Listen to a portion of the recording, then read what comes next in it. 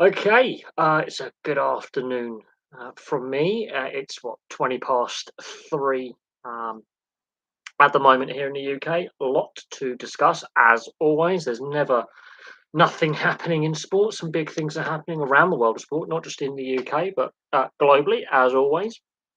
Uh, Obviously, in the last week or so, we've seen the oh, actually, no, before we get into what I'm going to discuss and all that, obviously, a lot of new subscribers to the channel the last few days.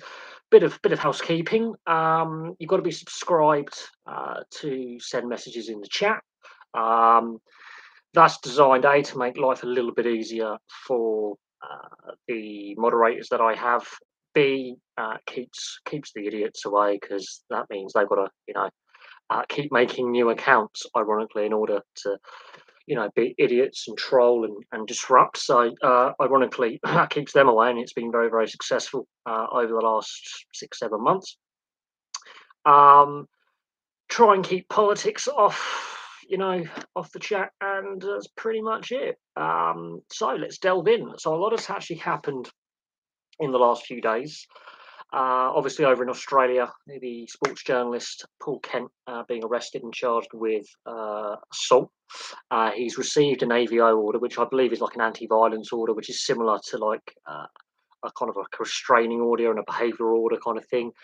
He has a trial date set for either November or December. The Australian legal system works a little bit differently to here. Obviously, that's big news because he co-hosts NRL 360, one of the biggest sports programs in Australia, massive audience on the Fox Sports network. He also writes for one of the biggest newspapers in Australia, the Daily Telegraph. He's also a pretty well-known journalist internationally in the sports side of things, and that's created a lot of debate. And obviously, he's been suspended or stood down, put on gardening leave, however you want to term it, from his duties with Fox Sports Australia. And with the Daily Telegraph in Australia, for the time being, on an indefinite basis, we'll see if he ever goes back to work. Basically, I think a lot of people seem to agree with my point of view that I think his broadcasting career is pretty much on hiatus. He may never recover his standing in the broadcast side of things in the sports broadcasting realm. Be interesting to see, regardless of the outcome of any legal proceedings, whether he keeps his job at Fox Sports in Australia and the Daily Telegraph, or whether they move him on, regardless if he's innocent or guilty. That's going to be quite interesting to see what happens there. And that's an ongoing thing. The police may bring further stronger charges against him, so that's an open-ended, ongoing situation. Very, very divisive, a big talking point. Social media's exploded with it, and it's not getting a lot of coverage over here in the UK, but I think it should. But we'll see what happens there. The Rugby League World Cup, the French pulling out of hosting it in 2025, citing costs or rising cost concerns that when they were awarded it, they were happy with. Now they're not. The French government withdrawing funding as well, which has hurt the French organisers, which is a concern. Not a good look for International Rugby League, on top of some of the other issues that are ongoing within the sport. New Zealand, a lot of rumours circulating about New Zealand being sole hosts, not co-hosting with Australia. That's not necessarily a bad shout. Even Qatar's thrown its hat into the ring, allegedly. There's a link with a Qatari bid to host it. How bizarre that obviously sounds, but they made a lot of money out of the FIFA Foot World Cup at the end of last year. They've got some capital to spend. They don't mind necessarily making a loss. It's an international crossroads in the Middle East, so it may help TV revenue. So that's an interesting one. We'll see what happens there. They now obviously have the facilities that they can use for hosting major events. I didn't think the Football World Cup was that bad a tournament. Obviously, with all the noise going around, obviously the hosting of it, the build up to it, human rights record, the corruption. But it wasn't a bad tournament. Was it the best World Cup? No. The quality of play was all right. As I say, it wasn't necessarily the best World Cup. Some good stories came out of it. There were some things that weren't good that came out of it. Mixed reviews. I thought it's not the worst World Cup, not the best, but there we go. North America, the NHL, the Arizona Coyotes organization, the Tempe deal's fallen through. They're staying playing at Mullet Arena for now.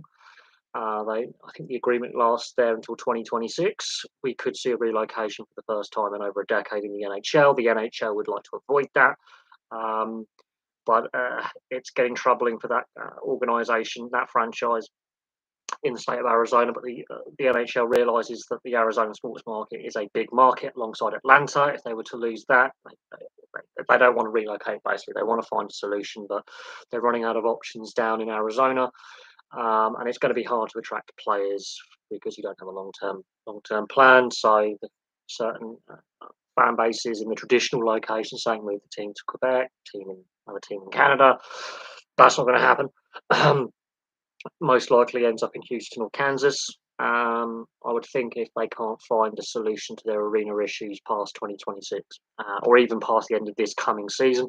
Obviously, we've got the World Championship ice hockey taking place in Finland and Latvia at the moment. I've really enjoyed the tournament so far. It's been really good. From the games that I've managed to watch, I haven't been able to watch every single game, but it's been a very, very enjoyable tournament to watch. The World Championships, obviously, the Stanley Cup playoffs are where a lot of hockey fans' attention are drawn at the moment. But the World Championships, really entertaining. The atmosphere has been fantastic.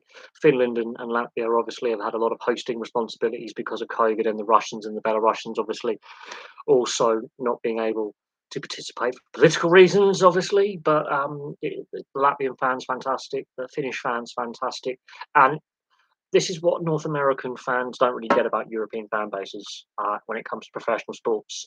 The atmosphere is completely different. It's not a manufactured atmosphere, it's a natural atmosphere. The fans are insane. The colours, the colour, the chanting, the atmosphere, it's constant noise from first whistle to final whistle, that kind of thing. And I do honestly suggest to any North American sports fans, watch a European club game, watch a European tournament, a European based tournament in any sport, not just the IIHF World Championships. Really, honestly, look at the domestic leagues, look at the atmosphere level. It is a completely different beast. Something that the North American arenas, while they're fantastic, while the North American leagues are fantastic, the atmosphere seems a lot more manufactured when it comes to fan bases and arenas in Europe. It's like completely different. I think it actually will stun a lot of North Americans when they actually go into a European stadium or arena, and or especially the old school ones when it comes to like football or rugby league or rugby union, the older stuff. The atmosphere is completely different. It's a very, very intense atmosphere. It's very, close, claustrophobic. The colour, the noise, there is never quiet. When your team scores or there's a foul, the building shakes, the stand shakes. It's something to I think Americans don't quite grasp. And when the Football World Cup goes to the US in a couple of years' time, they're going to be stunned by the natural atmosphere European fans bring to the table. It is ridiculous, and the World Championships in the World Championships in the is no different. The, what is interesting is it's the Canadian TSN commentary feed that we get on the IIHF YouTube channel, and what you normally get on the European broadcasts. If you're listening to an English broadcast, even a French broadcast, it'll be the French Canadian TSN broadcasters from Montreal. They have quoted and constantly gone back to that atmosphere, the noise levels, the intensity, what we would class as the ultras or the hardcore fans with the drums and the banners and the flags and the colour. They even are wearing club jerseys for their local teams as well. It's not just the national jerseys. It is something that I think, as I say, to any of my North American viewers, seriously check it out. You will not be disappointed. It's fantastic. And the European fans are nuts. They're on another level, absolute another level. I don't think you could replicate that in a North American arena. I just don't think you could. Football news. Obviously, we've got two English teams now have made it to European finals. Roma have gone to back-to-back European finals. Mourinho's, win yet another European trophy as a manager. Pep finally got Man City again back to a Champions League final with a hammering of Real Madrid 4-0. But there's still that ongoing off-field issue with the investigation into their finances. Some of the Man City board members have said, well, the lawyer in charge of the investigation is an Arsenal fan. All we want, oh, this is this going to be unbiased? Of course, it's going to be unbiased. I mean, Christ, what would you want to see? Like an Accrington Stanley fan? It's just that if they're arguing about the lawyer's loyalty to a football club he supports, they're clutching at straws. They know they're going to get hammered.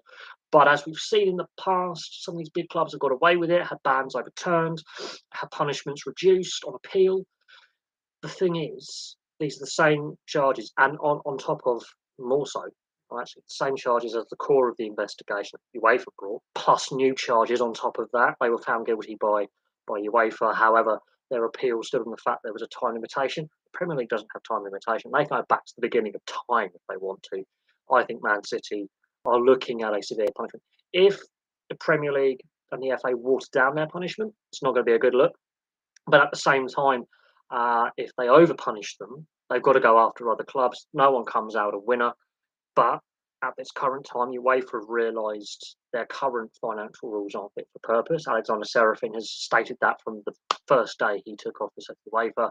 Financial fair play doesn't work. We need to come up with a new system. We need to reform it. They are in the process of doing that. New spending rules are coming in soon, which is going to impact the oil clubs or the faux rich, the falsely rich that rely on just bottomless wealth of their owners. And I think we could see the dominance of the false economy end. No, it's not becoming a one team league. Arsenal choked it anyway, even without Man City's investigation. Arsenal lost on the field. They can still technically turn it around, but highly unlikely. Arsenal are the first team to blow a 9-point lead that far out, if it goes to the end.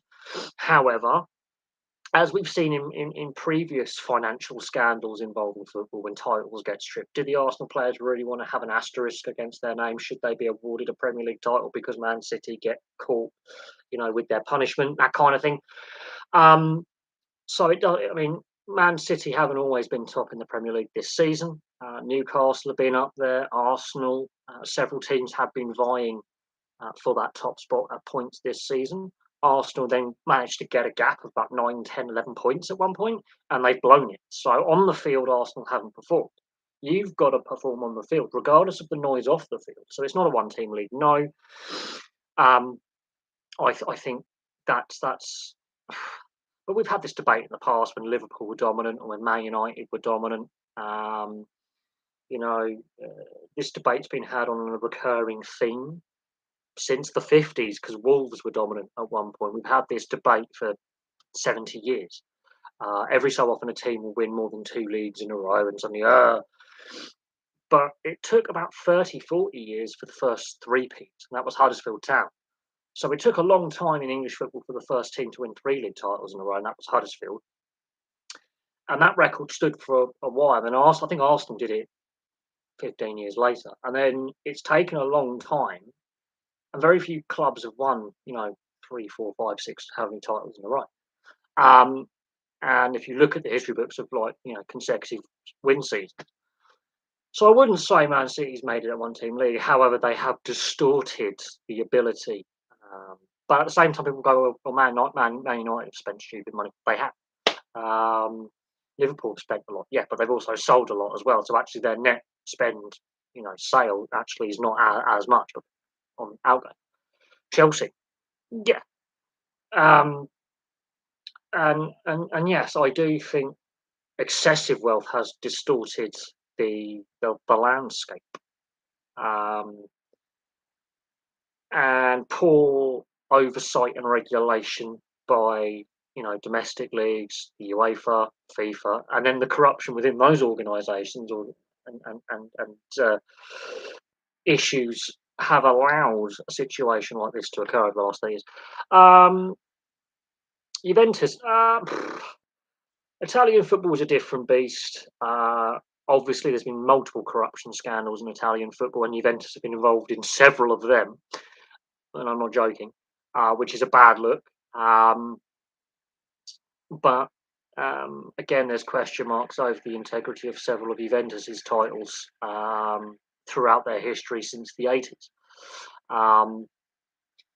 And some of their titles have been stripped and retrospectively rewarded to other clubs. And at the moment, Italian football club-wise, I think is actually in a better place because not one team is dominating. We've seen 3 different winners in the last 3 seasons, which is refreshing, I have to admit.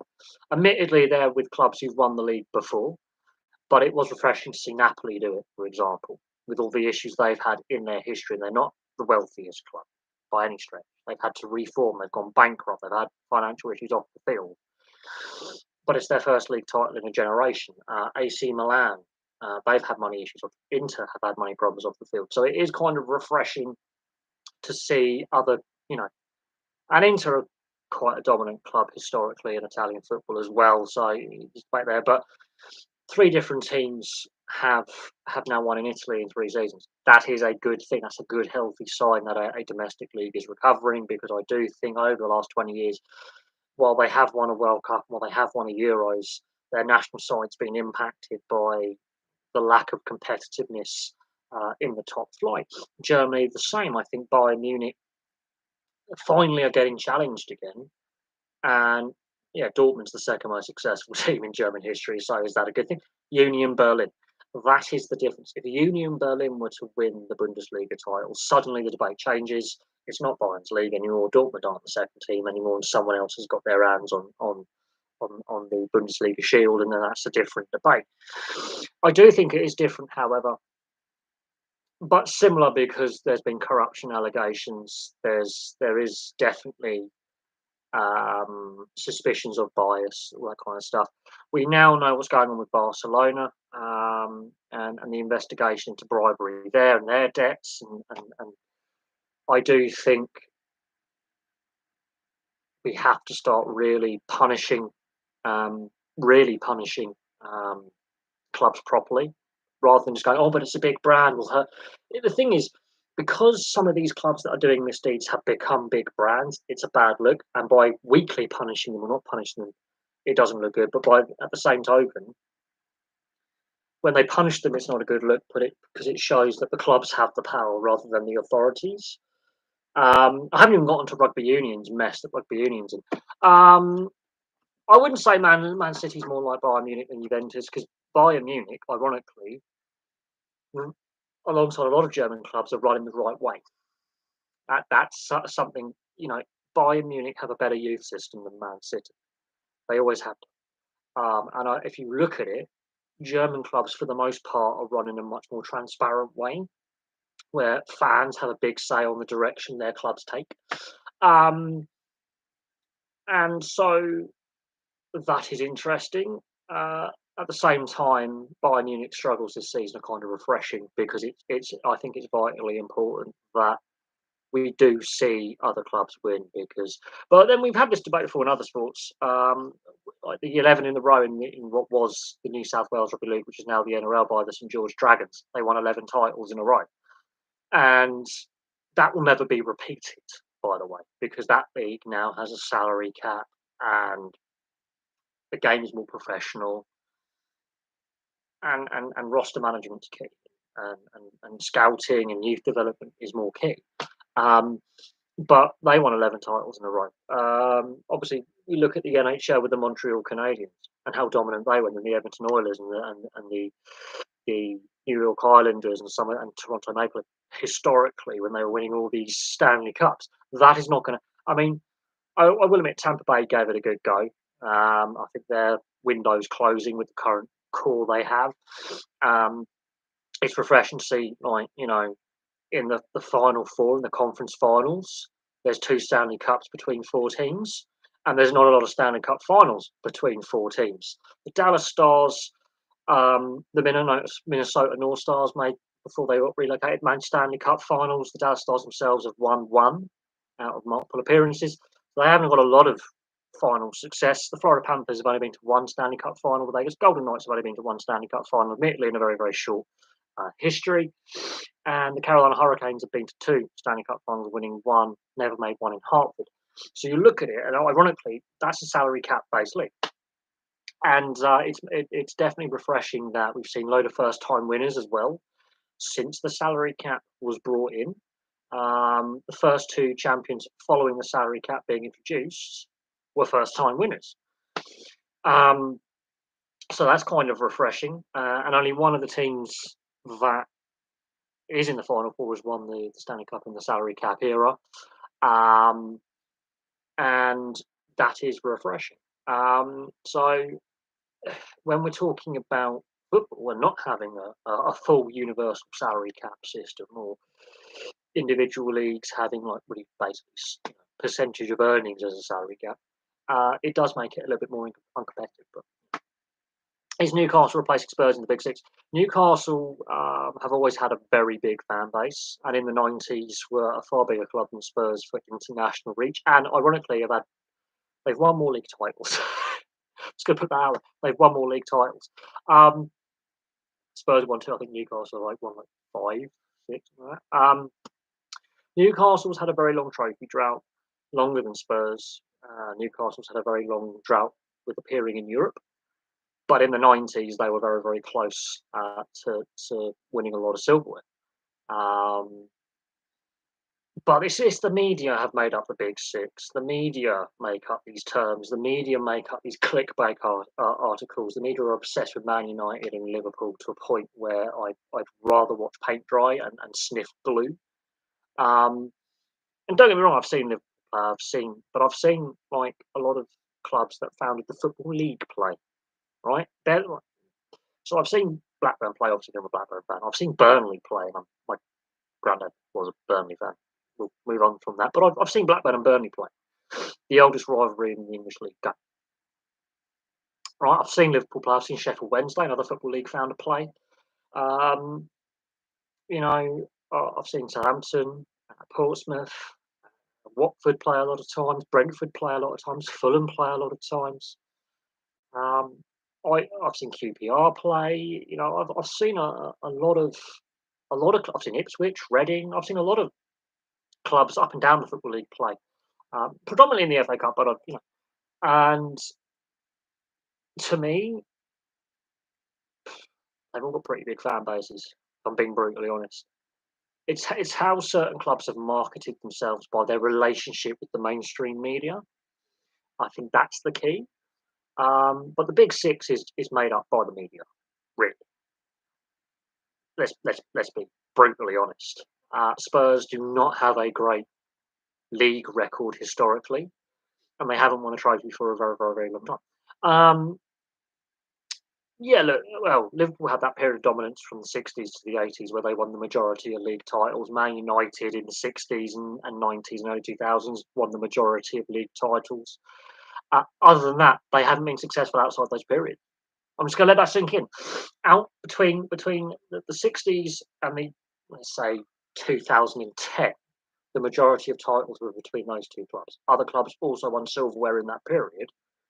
And that's the period where we see the advent of the tabloid press from how we see it today, the birth of the internet, the birth of 24-hour TV. Outside of that period, Liverpool, Man United suck. Let's be brutally honest. Outside of a 35-year period, those two clubs really were shit. And that's just me personally. Historically, were shit. It's that period where they win stuff. Um, so there you go. So it is really the media's obsession, and because in the 60s, you had obviously the interest with Liverpool, with the Beatles, the American invasion of all these British musicians and actors going over to the US. The media latch onto this, right? They do. And then you have obviously Liverpool were called the Culture Club because they won a lot, right? They seemed to be cultured because they were traveling all over Europe, playing these, European Cup games and all this kind of stuff. Champions Cup, or whatever you want to call it. What becomes the Champions League, and they win all these European titles, right? They get known as the Culture Club, right? That was the media called them the Culture Club because Liverpool City of Culture, all these musicians, actors, journalists, all these arts, they get called the Culture Club. And suddenly the 80s rolls around, and we're seeing other clubs win silver. Liverpool aren't winning every single league title suddenly. You've got Everton have always been historically quite a competitive club until more recent times. So Everton win a few big titles here and there and a few FA Cups and European trophies. Ipswich, right? you have Aston Villa, Nottingham Forest. Suddenly, the debate changes, and there's a challenge to the dominance for a period. And the 80s became really competitive, and then Liverpool misbehaving with their fans overseas, and then we have Hillsborough, and then there's issues. Then the Premier League comes along, and for some reason, Manchester United under Sir Alex Ferguson adapted the best to the Premier League era for whatever reason, and they were kind of lucky with the class of '92. They had a very good youth, and suddenly Man United turned the corner after being crap for 2.5 decades. They suddenly turned the corner. But also, you've got to remember that the Northwest is the birthplace of the English Football League, right? The Football League is born in the Northwest and the Midlands, and that is also key. Um, but when the Premier League comes along, right, you have a very couple of powerful media moguls who own the newspapers, the radio, independent radio, commercial radio, and the TV, and that's Murdoch, that's Maxwell, um, that's the Packer family. Things like this. Um, Beaverbrook fam, you suddenly have a couple of very powerful media groups owned by some very wealthy individuals who latch onto this new thing called the Premier League, and they market it very, very well. And the rest is history. Now, it's how things have evolved over the last 31 years. It is what it is. It should be a big five: Man United, Liverpool, Arsenal, Chelsea, Man City, but in my opinion, London clubs have an advantage of being available as Big Six. Probably got some Spurs fans who are influential in the media. Spurs are up there because they're well run on a business model. They make money. Well, they did. I do think the stadium rebuild and COVID has hurt them financially, and now there's a lot more focus on how Levy as chairman, because he's not the owner, he's a stakeholder. He only has like 20% stake in the club. His boss is the owner, right? How the club is run, because they've spent they've spent all this money on redeveloping White Hart Lane to get the NFL to play games there. That's it. They haven't filled a trophy cabinet. They haven't had that success. They came close. They had their window and it's gone.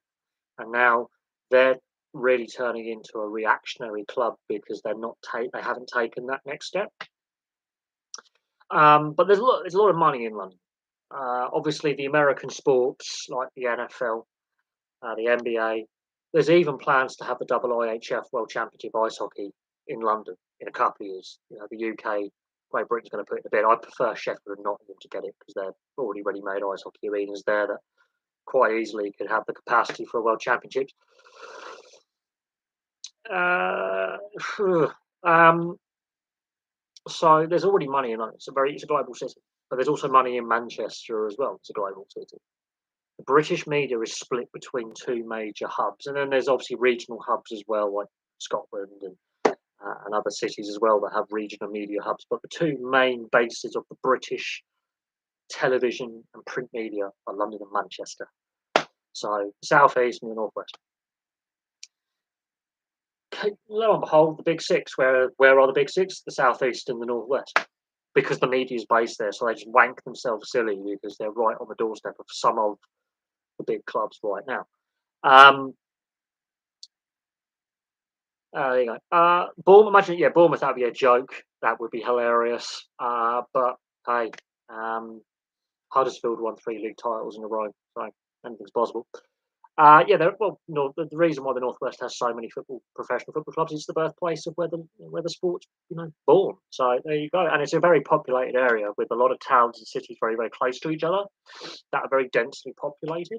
So there's your answer there. The Premier League coming up with a TV or a streaming network. I think with the issues that BT Sport's been facing and the takeover there, we're not sure how that network's going to be restructured under the new owners. Apart from Eurosport's going to be merged with it. Do I like it or hate it? I don't know. But we'll see how that plans out and how negotiations pan out because Obviously, they did try that pay-per-view fiasco, and fans rejected that pretty quick, and they've done it twice now. Obviously, the first time around was, I believe, when ITV Digital was having its wobbles. They did it for a season at £5 a game, lasted a year. It wasn't commercially successful. COVID, they come back with it again, and it lasts less than a month. And they're claiming it was for financial reasons, but basically, yeah, no one was buying it because, well, people were dying, people were losing their jobs, people were being laid off on furlough schemes, reduced hours. So yeah, there was a commercial aspect, but then the response from social media, I think it was, oh god, there's a backlash. This is a disaster. Oh, advertisers are now raising eyebrows and sponsors are going, is this really a money making scheme? Um, so there's that. Um, we would want the GBI hockey team to be a bit, well, look, we've qualified for the top division again. And actually, the season before, so if say they get the 2027 hosting rights alongside France or as a separate bid, they can't be relegated from the top division in 2026, and or they can get promoted automatically because they're going to be hosting. And it'd be great for the federation and get more eyes on the product. So, and we dominated the Group 1A. We were far too good for the lead. So basically, we're on the cusp of getting that mid-table, quite literally, in the preliminary group stage round of the World Championships. Basically, we're a mid to bottom half of the group stage, but we're too good for Division 1A. We're one of those yo-yo nations like Slovenia or France, Italy. Um, we're one of those yo-yo European teams because the domestic league has massively improved with the elite league. Although I'm not keen on some of the changes to import rules, and I'm also not happy with some of the rule changes to the NIHL as well when it comes to imports and how many players have to be over a certain age or under a certain age to have development and status and all this kind of crap.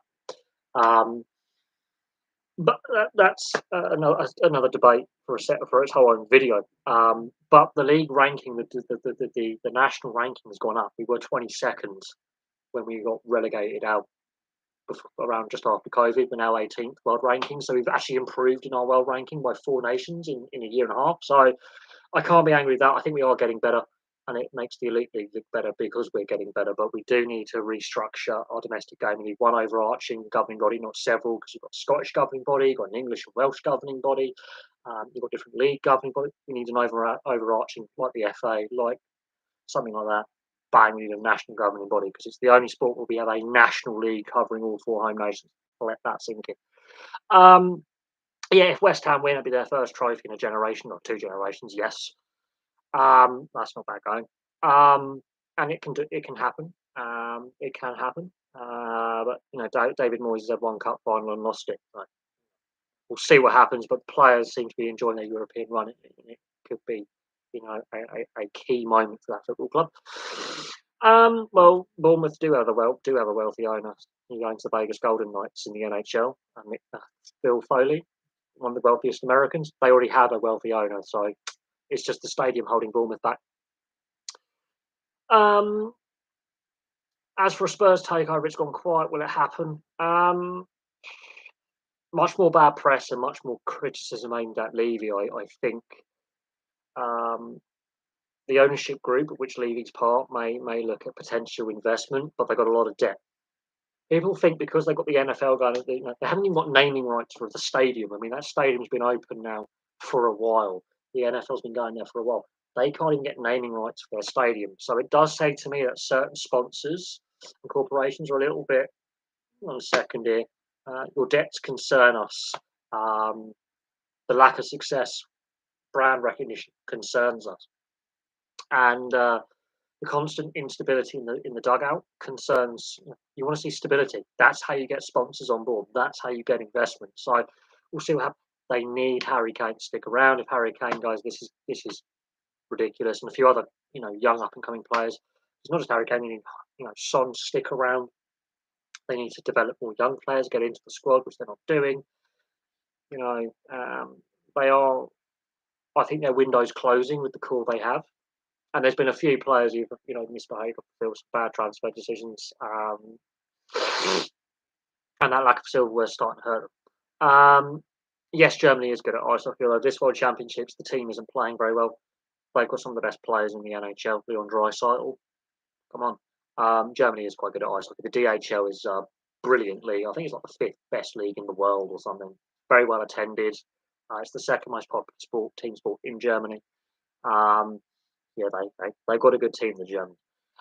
For where they stand in regards to the US, the Canadians. So when the Russians are allowed to compete, the Czechs, the Slovak, Germany's got a good team. They're very competitive. Luton, Coventry. Well, both of them. Well, Luton were in the non-league, and Coventry were in the bottom tier of the football league not that long ago. So whoever wins that, in my opinion, it's a success story.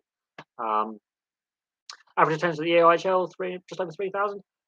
Yeah, but that gets brought down because of like arenas like Guildford, which are on the smaller side. The Spectrum was actually smaller than the Bracknell Ice Rink. The Spectrum only seats about 2,000, which is 1,000 below, 1,500 below the old Bracknell Ice Rink. The old Basingstoke Ice Rink, which is currently, the future about the Basingstoke ice rink is in doubt. The Spectrum brings that average down. I think Fife's rink as well was quite small. Some of the arenas in the EIHL are actually on the smaller side, and that brings down average attendance because you've got less people going to the game because the capacity is less, ironically. So that average attendance is actually bigger than some of the arenas that the EIHL plays in. If you were to take out the smaller arenas and focus on, the four biggest, the average attendance is higher. That's a false stat there because of arena size. Let that sink in. I think if you put in arenas like Sheffield, Nottingham, Belfast, the uh, attendance goes up. Yes, Guildford did have to. I find that ridiculous, but it's CHL arena standards. But this is the problem with having the Spectrum, and I think this was the issue when Guildford took that step up. Was the Spectrum? The Spectrum is a fantastic multi-sport complex. You can do 10-pin bowling, play ice hockey there, you can go swimming there, you can water park. It's a multi-sport. It's a multi-facility complex, but because it's a multi-facility complex, the ice rink is smaller, and the access, the car parking there is horrendous. One entrance, one exit. It's horrendous parking at the Spectrum in Guildford. Phew. And Guildford itself has got a horrible one-way system. Road network is congested. It's all on top of each other, which is not too bad. But the Spectrum is on the small side. There are some issues with the building and connectivity. Well, it's got good bus routes. Traffic getting in and out is horrendous. Parking's horrendous. There's not enough parking spaces, and the actual arena size itself is on the small side, which is a problem. But when you're bowling in the bowling area underneath, when they score a goal, the lights flicker because all the celebrations. It's kind of hilarious. But that is an issue that Guildford have had. I don't think it's fair they've had to forego their place though. I think that's unfair. That needs to be looked at. Um, but I think what the elite league needs is a team in London. That's what they need. And with the potential of a bid in 2027, with London as one of the anchor cities, they're going to need a team in London long term to grow the game. Now, the problem with that is there's very few ice rinks in London where semi-pro professional hockey is played, and they're not very big. And that is an issue. And that's something that needs to be addressed. Could you turn the Copper Box or Wembley Arena into a permanent or semi-permanent ice surface? Yes. They actually have the right dimensions because the Copper Box you can play basketball. Most basketball arenas are also used for ice hockey. Same with Wembley Arena. It could be done. Do a configuration, but it would mean though, especially Wembley Arena would need a massive refurbishment. But it would be nice to see a team in London. Guildford could really do with a nice large sports arena or ice rink arena. What is interesting is the Guildford Flames is the only professional team in Guildford. That's what is interesting about that whole situation. And outside of Greater London, so historical Surrey, we have to go outside of Greater London now to the current county of Surrey. I think the Guildford Flames, apart from because Surrey Cricket Club actually play in London at the Oval in Vauxhall. Let that sink in. Let that sink in. That the County Cricket Club plays in Greater London, So the Guildford Flames is the only fully professional top flight side the county of Surrey actually has, because county changes. Um, so that's the problem. It would be nice, but then the owners of the Spectrum get money off the fact that the Guildford Flames now are on TV, regularly sell out, and they make money because of it. The sponsorship, the rent that the team pays, all that kind of stuff. The continual, stability and success of the team long term. They make money, um, and visiting fans bring money into the local economy. They also have to justify having a standalone arena with a bigger capacity. Um, and Guildford, this is the problem. Guildford's basically a city. It's a town, but it's basically a city. It's a very, very congested, lack of space, but it's also an absolutely stunning. If you when you go outside the edge of Guildford, the rural location is fantastic. The countryside surrounding Guildford and Woking is absolutely beautiful. But where do you put it? Because ironically, there's a lot of hills. There's not a lot of flat ground around Guildford. Guildford's in a valley. It's on a river. That area floods a lot. When you get outside Guildford, the road network and the infrastructure is Victorian, basically. There's a lot of little villages. Uh, yes, Guildford has great road and rail links to get in there, but ironically, you're actually limited in places because it's classed as greenbelt, not brownfield, and so you're limited in the planning permission you can get. So unless they completely demolish the Spectrum and rebuild it, which they're not going to do, I don't know.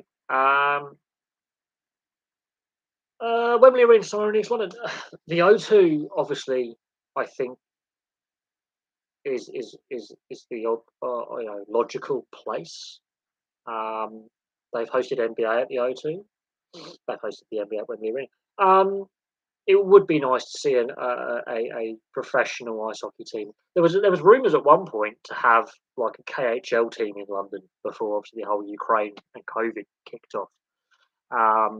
There's been, you know, the NHL have played games in the UK, Great Britain, Northern Ireland, if you want to get really, really technical.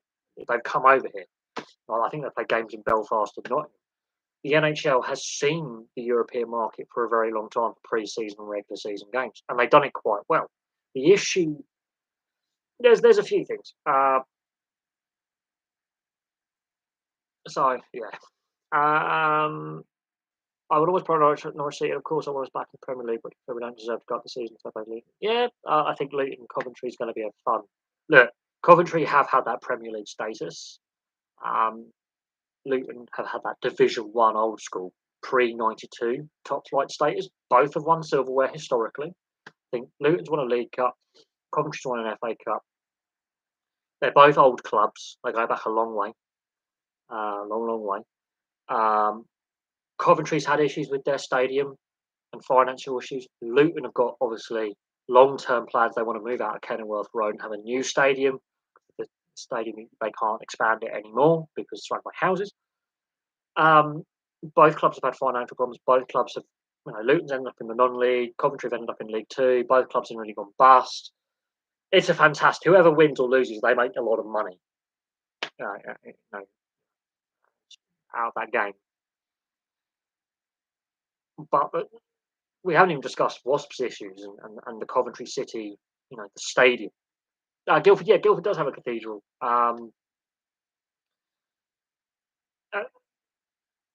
At the same time, yeah, it's in a flood prone area, and there's very limited space where you can put new. Although there is a lot of brownfield sites in the town centre, ironically, they're doing a lot of redevelopment work in the core, in the central business district (CBD). There is a lot of places they could put a big arena, like they do in Nottingham. Um, I think it's Centre Point Arena in Nottingham. There is a lot of vacant lots. The problem is it's a very, very congested CBD. I'm using geography terms here and political terms. But um, the core of Guildford, you've got two train stations, so you've got that transport link, but on both of them you can get to London. But they are very, very limited with where they can put a potential elite league or European standard ice hockey facility. They are very limited, and a lot of planning now when it comes to building new sports arenas and stadiums, they like them on the edge of cities and towns because of that residential aspect or the historic core of a city or a town kind of aspect. And that's the problem with Guildford is the surrounding rural edge town countryside quite hilly. And Guildford itself, as I say, right in the valley, in the floodplain, on the riverway, it floods a lot. That's not a good thing. That kind of thing. Yes, yes, that is true. I have been to Guildford recently. The core of Guildford, there are a lot of brownfield sites. There are a lot of vacant lots. Um, there is the possibility if the owners of Guildford Flames are smart and have a bit of money, or can attract that investment, and they could get a new arena built. But there is a lack of public funds. That's the thing. This is the thing here. It's going to have to be private investment. There's a lack of public funds available. It would have to be like Planet Ice would have to come along and go, we'll whack an arena there, or another ice rink operator would have to, or arena operator, go, yeah, we can whack an arena there. Another issue is the lack of parking. Yes, you do have facilities. We do have good transport links in Guildford. However, the infrastructure network is chronic. You would see it, look at the spectrum now, it'd be an issue. But obviously, a lot of people from we may have viewers from Australia and Canada and the US going, "What's he talking about?" And this is an issue that across the world, when you put a stadium or an indoor arena or outdoor arena infrastructure, yes, you're going to have private money and private investment to do this. At the same time, they would have to upgrade the infrastructure. It's not good enough. The problem is Guildford's got a lot of historic buildings. It actually does. It's got an old, aging road network, and it's got a lot of congestion. That is a problem. Diversions would be a nightmare, and I'm not sure residents would be happy with that.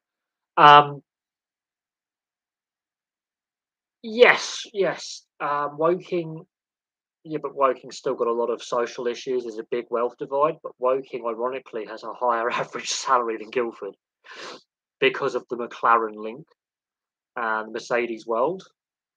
Woking is also that little bit closer to Heathrow, that little bit closer to the M25 and M4 and the M3 than Guildford. It's that little bit, just that little bit, and that's where that money comes in because it's got that extra link to you're in central London quicker.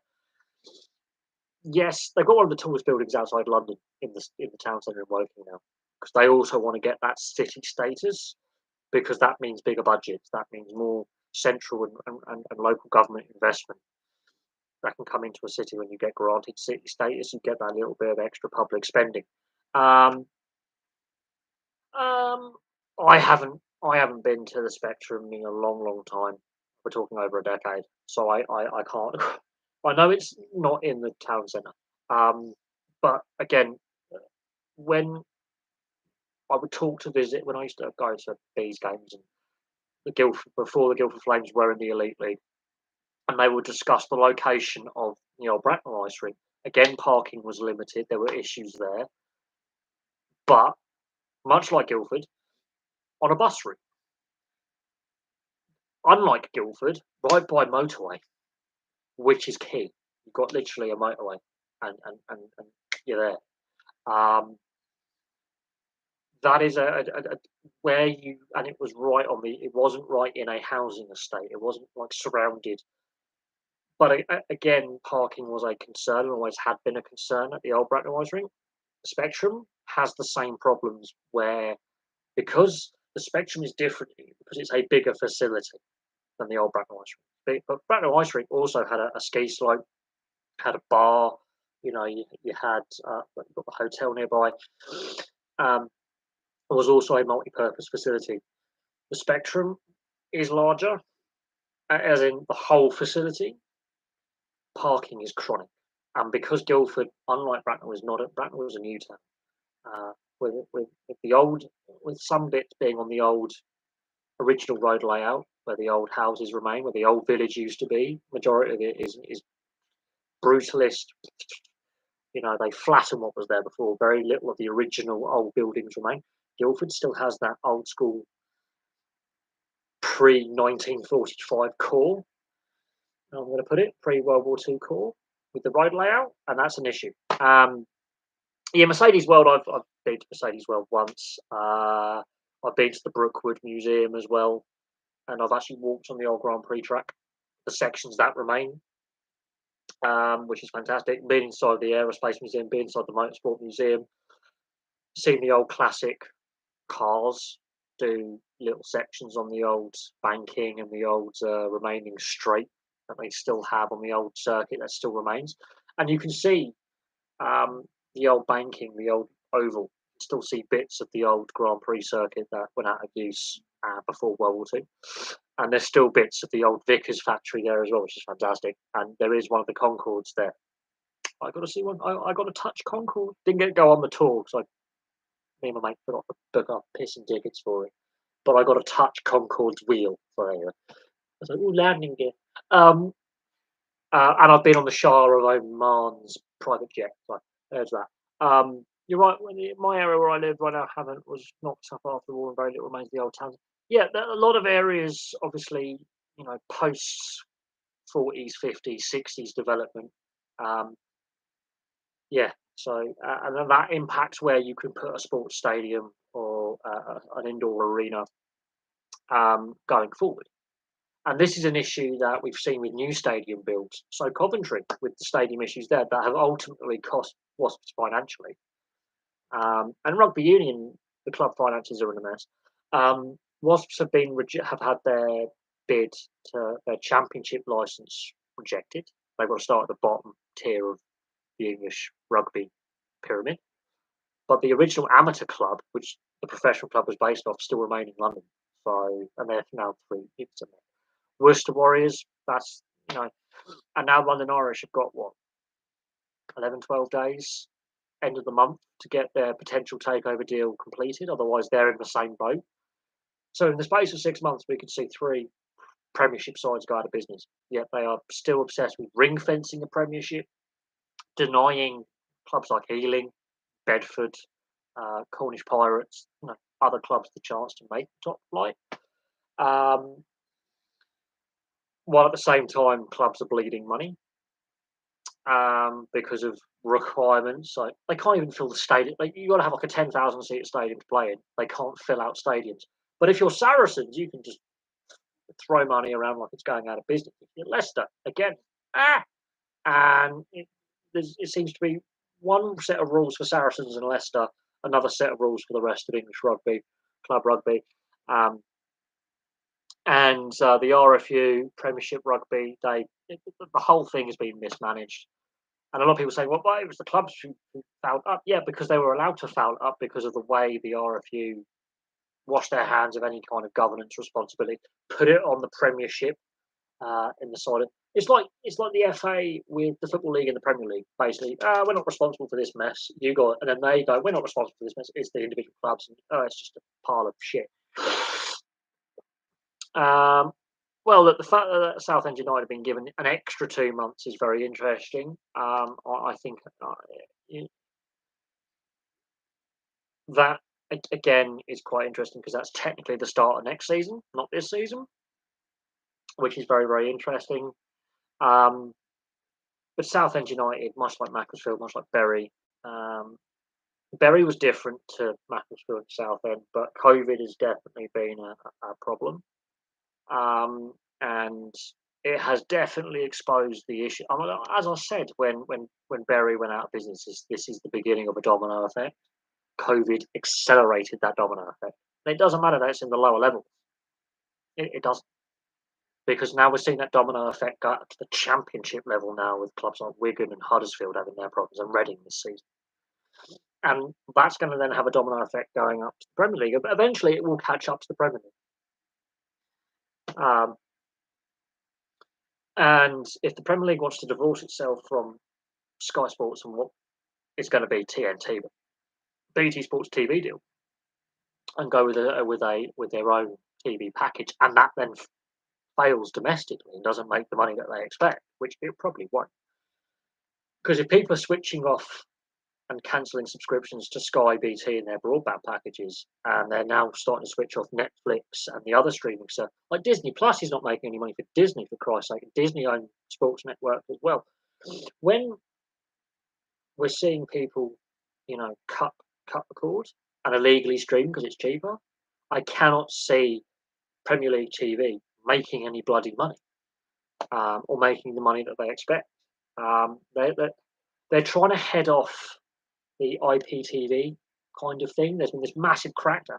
Honestly, they're saying, "Oh, people have had enough with paying over the top," and I think we're starting to see the consequences of the pandemic, the cost of living, inflation, high taxes. It's a perfect storm. It's a perfect storm. I think the 3 p.m. blackout needs to go, personally myself, and you need to rotate the clubs who have live 3 p.m. kickoff times. We're seeing pushback against having the FA Cup semi-finals at Wembley. Um, the RFL, they're now debating post 2027 where they host the Challenge Cup final. They had to host it at the Spurs Stadium last year because of the Women's Euros, but we're seeing the lowest grand final, Challenge Cup grand final attendances in consecutive seasons now, and COVID's obviously accelerated that as well. Starting in about 2017, 2018, attendances have started to drop, regardless of where the teams are from. The fact that London Broncos aren't in the Super League and haven't been challenging for a Challenge Cup final or a Super League grand final is beside the point. But the RFL are now starting to consider their position with Wembley. We're now seeing the NFL go, well, Spurs are giving us a better deal than Wembley when it comes to how much it costs to host games. That's actually quite striking, and now they're taking games to Germany as well and Mexico City. So how long does Wembley's becoming a bit of a talking point. Obviously, the mayor's office in London, Sadiq Khan, or Sadiq Khan, no, Sadiq Khan, because Sadiq Khan, it's weird. There's some Khans and Sadiq. Sadiq Khan, who is the mayor of London, doesn't like the agreement that West Ham have for the London Stadium. It's getting messy. So yeah. Look, Yeovil Town. That's a warning for other clubs about overextending themselves. I think Forest Green Rovers haven't learned the Yeovil Town lesson of going too quick up the leagues. I think this is where Ryan Reynolds and Rob McElhenney with Wrexham need to look at what's happened to Yeovil Town. They were in the Championship not that long ago. Within a decade, they've gone from Championship to non-league, and now they've dropped down the non-league level. You that is the warning. I think Scunthorpe is another one. They need to actually look at clubs that have shot up too quick and gone back down. I think Bradford City will be another one. Oldham Athletic. While it's taken time for those clubs to really fall down the league from where they were at the top, right? Swindon Town. If Wrexham, Notts County, Forest Green Rovers are literally there. I can't see them staying in the Football League much longer. Dale Vince is a lunatic anyway. My person, I can't stand Dale Vince, and his green energy company isn't particularly, yeah, because his customers are getting ripped off because hey, bills are rising. Even though your energy is renewable, your club has all your players have to be vegan, which in my but this is where football or professional sport doesn't come under working directives when it comes to various employment law because you're professional athletes, so you can get around it. But no, Yeovil Town are a warning about overextending a club overextending themselves. In more recent times, but we could look back at Bradford City, Oldham Athletic, Leeds United when they fell out of the Premier League the first time round, they could get relegated this season, and that would be, I think Everton could be a warning of, hey, look, they put all this money in this new stadium, they've misspent money, they haven't invested wisely, they're in a lot of debt. If they get relegated, they're fucked. Oh, naughty word, but I'm allowed to swear 'cause it's life. But no, Yeovil Town, I think they need new investment. It won't be a quick fix. I think Forest Green Rovers, yeah, they're going to struggle, I think, next season. I think the vegan pub team, I think they could have back-to-back relegations, and then but I don't think Forest Green Rovers are sustainable. And they want to build a new stadium, and they can't even fill their current stadium, so that's thinking. That's where I think Dale Vince is completely not on the same page as reality. Um, that's thinking, and then you look at more established clubs like Southend United, going to the High Court about their tax bill. Yeah, yeah, and they've been a very well established league side that were it mind blows. But this is where I think football has been burying its head in the sand, and the obsession with the Premier League or the Big Six. Look at the state of the game's finances, the unsustainability of the sports finances, not just in England but across Europe. I think UEFA have finally realised we're seeing a lot of clubs struggling, big and small. Um, there's a lot of debt. It's a sport that is built upon debt rather than profit. Um, and this European Super League, the clubs that signed up for it have a lot of debt. Who knew? Who knew? Um, yeah. And then fans have gone, hang on, we've been paying how much for it? It's the one-off tickets. Season tickets are eye-wateringly expensive. Um, you've had all this TV money, and then you can't even pay your players. What? And this is where we have to ask the question. And I'm now a lot less passionate than I used to be when I do videos because it. And I will say this: look at some of my early videos. I'm like, where's all the fucking money gone? And I have to still ask this question: where has all the fucking money gone? Like seriously? Like let's be brutally honest here. Let's be brutally honest. You look at the revenues the leagues make, like the money coming in. Okay, then you look at the debts these clubs have, and then you have to ask, who was the chief financial officer signing off on? I mean, who is the guy negotiating these contracts for players? Like seriously, player agents have made a killing over the last 30 years because they're not well regulated. Sports agents, right? There is a lack of regulation, and a lot of them do a very, very good job. They're very honest. They're very transparent.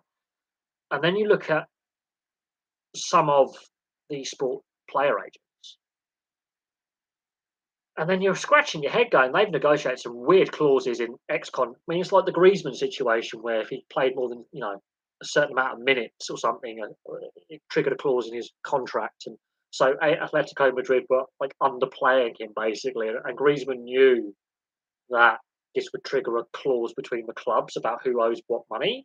And so he was being underplayed. That's got to be frustrating for Griezmann. But Griezmann already had been a Madrid player before. And Simeone was smart. He was like, hang on, I've got to, okay, I'm going to play the agents who've signed and the clubs at their own game. And so he was underplaying me. He would always get to the right, okay, you're coming off, which is ridiculous. The fact that Simeone as a manager was like, I'm going to play these agents at their own game and it's going to be hilarious. And that Diego Simeone, people love him or hate him, that is the ultimate sporting shithousery I have ever seen, was the Griezmann contract. And then they had to renegotiate the clause in his contract. It was just like some of these player agents, they can get away with what they do and some of the players don't even realise the clauses in their contract. They're just told, what, this is what we've negotiated for you. You're on a 4-year deal, long term. You can settle, you can move your family, settle, buy prop, sign here. And I'm getting my 15-20%. And it's a mega million euro or dollar or pound. It's worth mega millions. They get their big contract. That's like a 10 years worth of salary for your average worker done in one contract. Bang. Yeah, count the money. They might have only 7 players on their books. And in each year, they've got a player up for a contract negotiation. They're like, sign here. They've worked. They out of a transfer, out of a mega, they get a percentage. The clubs have to pay them, and the player then pays his agent his annual fee. They're screwing over their players. They're screwing over the clubs, and it's all legal, and they're making money because it's all legally binding in contracts. And then they put all these secret clauses in. Some of these players are don't even know what's in their contract. which is hilarious. And it's not just a football thing. It's a rugby league, it's ice hockey, it's the NRL, it's the NHL, it's the NFL, it's Major League Baseball. Benny Bonilla Day, Bobby Bonilla, right? Every year about this, I think it's this time of year. I can't remember when Bobby Bonilla Day actually is. He gets paid $1.6 million to sit on his ass for the next 10 years. Like the contract his agent signed for him is ridiculous. He hasn't played in how long? Right? Bobby Bonilla is making money doing nothing. He gets paid, I think, $1.6 million every year doing nothing, and it's in a contract, and they can't get out of it. It's fantastic. It's hilarious. I love the London Irish. I want to see them do well. I want them to be saved. But I think this is where the RFU, neglecting their responsibility, go right. The Premiership, it's Gallagher Premiership, or the Premiership PLC. You're now in charge of the club game, like at the professional, just with your 10, 12, how many clubs ever make up the Premiership, it fluctuates. You're in charge of the Premiership. The Championship and below, each league is in charge of, the various clubs, right? We'll just look after grassroots and the international team and corporate, right? That was down to the change in ownership at Reading. When John Medeski owned Reading Football Club, they had a very good agreement. It was good for both Reading Football Club, London Irish, the stadium, the town. It brought a lot of people in, and the pubs, right? And this is what's key: the pubs and bars, because Reading's got a lot of pubs and bars. Loved the rugby union fans because there was no bloody trouble. The local police loved the rugby union fans because there was no bloody. Okay, you get the occasional pisshead, but basically the rugby fans was a different kind of atmosphere in the town centre. It was less tension. Locals felt less threatened. Those who don't really like sport, families were like, "Oh, I can go around the town on a Saturday. I feel safe in the town centre today." It's 1:30. The rugby fans are starting to turn up. They're jovial. They're good natured. London Irish fans turning up. You've got other fans of the rival club turning up, and they're being good natured, jovial. There's no aggression. Swap that round to the following weekend with the football. The away fans have got to go in this pub. Families stay away. Look what happened with the scenes with Wigan and Reading after their relegation clash, where both sides were pretty much condemned to Reading. Right, the violent scenes in the stadium, there were violent scenes in the town. Families stayed away. That is the, Reading's a shithole anyway. I live near Reading. It's a shithole. Sorry, Reading, but seriously, it's not a nice place. It's got a crime element anyway. It's dirty. There's a lot of homeless. Um, there's gangs. Seriously, it's like a mini version of Birmingham or London. And no one wants to talk about it. But no, it does have a higher crime rate than other towns and cities in the Thames Valley, other than Oxford maybe and Swindon. It has a very high crime rate compared to other local towns and cities. Other than I think Slough and Oxford, the crime rate in Reading is quite high. But when the football's on, it really, you double down on an already quite intimidating place. I prefer to go to Guildford when I do my big shopping, or Farnborough. I prefer to go to other major urban areas when I want to have a day out. And even Guildford and Farnborough have problems, but I prefer to spend a little bit extra money on the transportation to ironically feel more relaxed. And yes, when the football is on, local businesses note there's a drop in footfall with their businesses, and the pubs are like, "Well, we're going to have to hire door staff earlier in the day, which costs them more money, and it actually puts off the locals who may not support the football club, although they do have a big fan base, especially families and visitors who are not sports fans, well, not football fans necessarily. They may be there to over the NFL week when the NFL's in London. One of those weeks, they may be from overseas. They go, and because the transport links to London, yeah, I think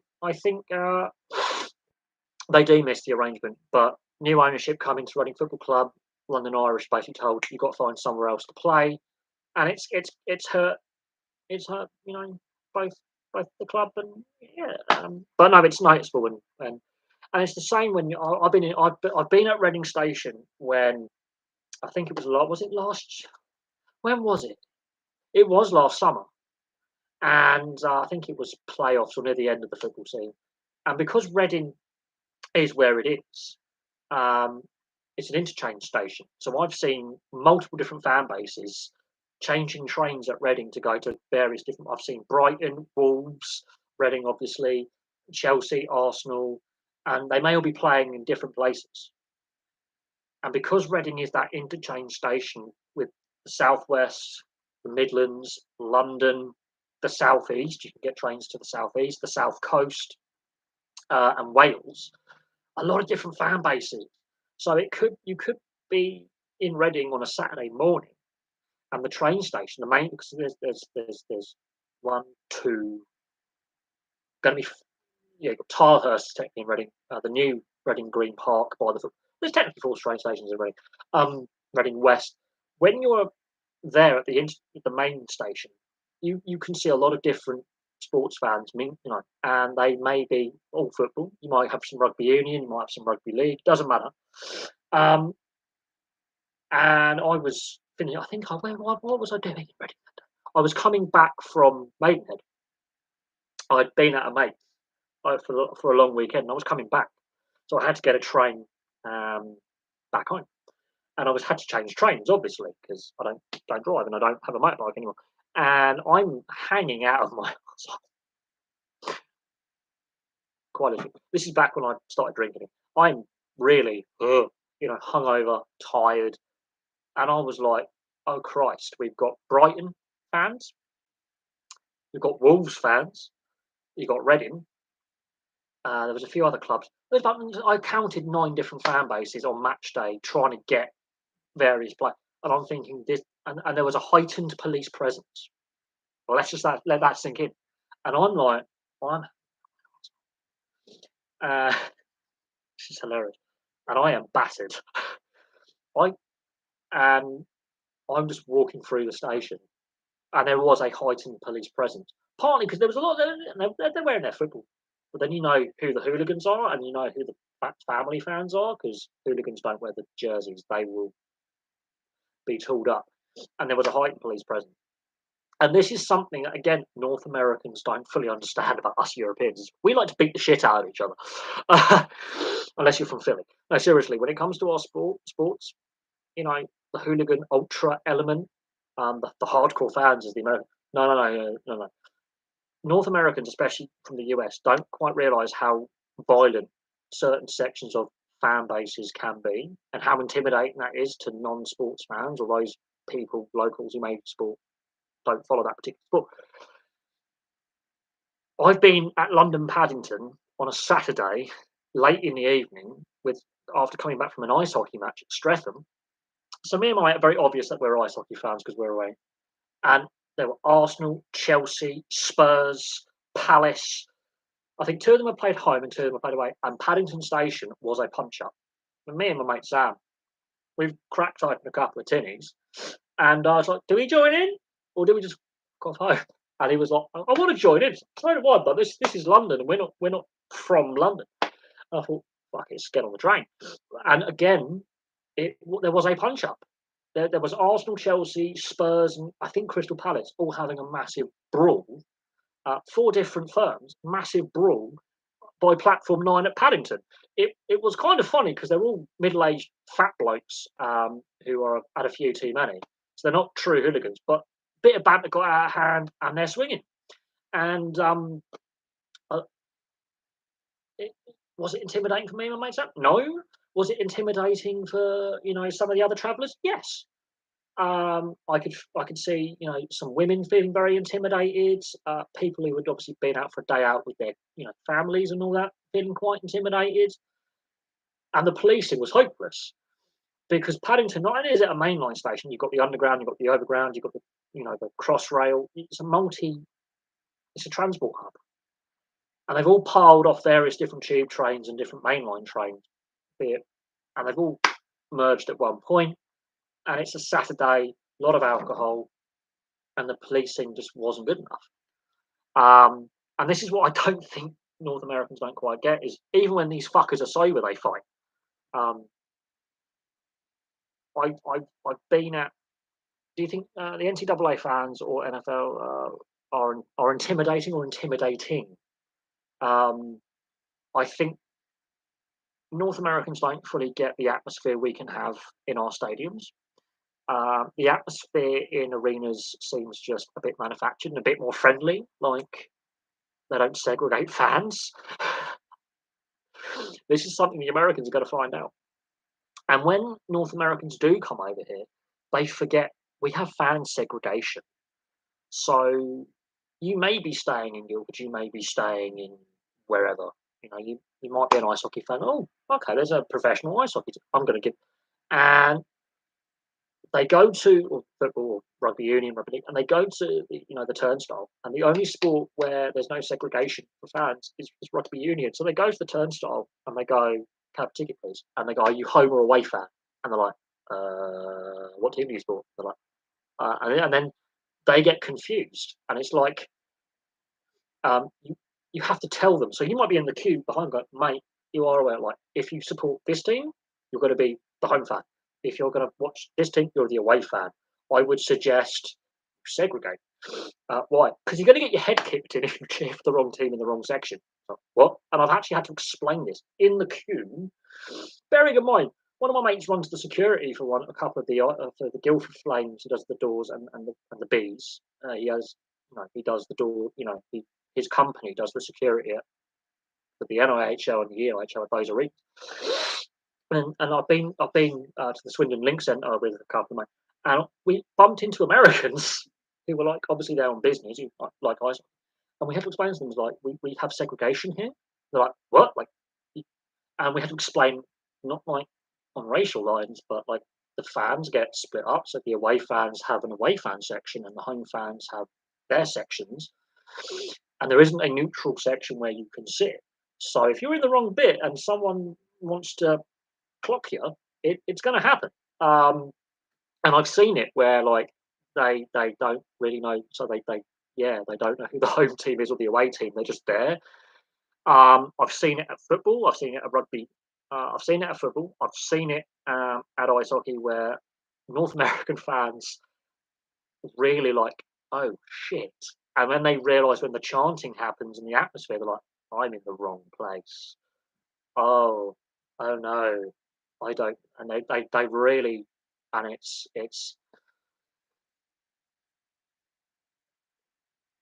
I wouldn't say it's unique just to football that you're going to get clocked. I've seen it at ice hockey, I've seen it at rugby league where it has got violent and a fan sat in the wrong bit and has taken a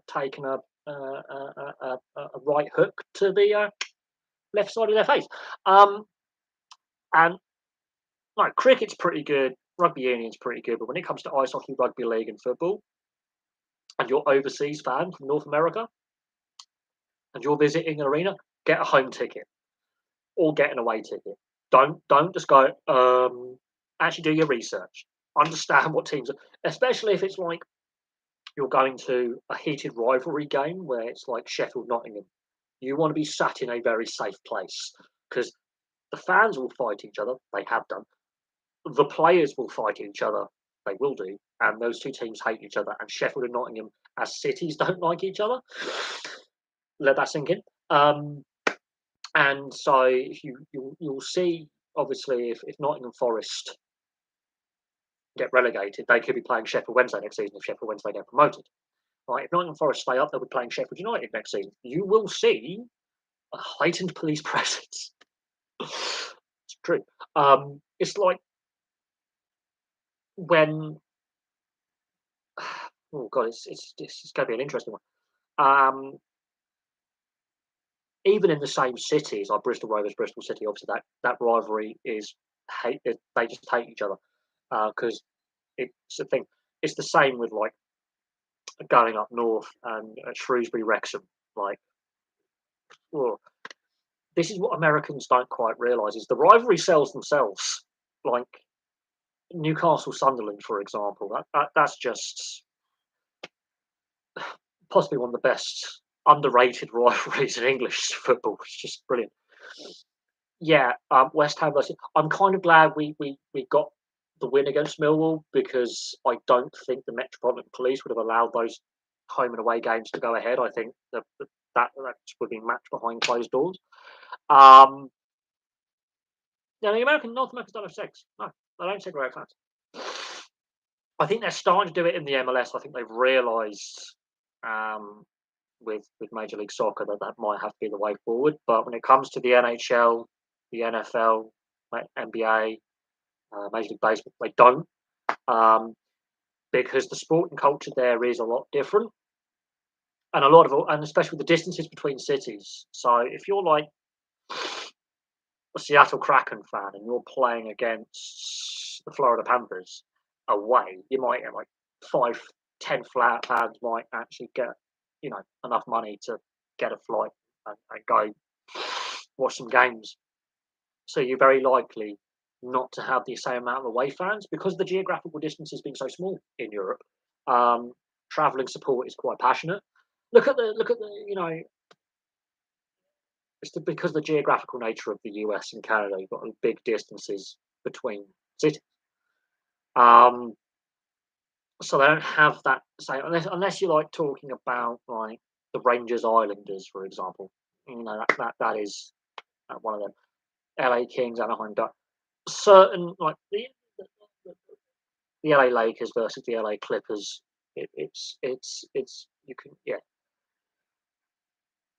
yeah, no, they all think we live in London as well, and a lot of Americans just think we all speak now the King's English, formerly the Queen's English. They all think we talk like Mary Poppins, you know. We all have tea and scones, right? Uh, and or they think we talk like Guy Ritchie films and we're all Cockney. They all think a lot of Americans, and this is no fault of theirs because it's how the media feel. They all think we're from London. They all think we talk with a Cockney or posh accent, and and yeah, they completely don't realise that within 20 miles the accent's changed 3 times, and what I would call a pack of cigarettes is called something completely different. Although I smoke roll-ups, so the slang for a cigarette, the slang for a beer, the slang for a pie or fast food changes.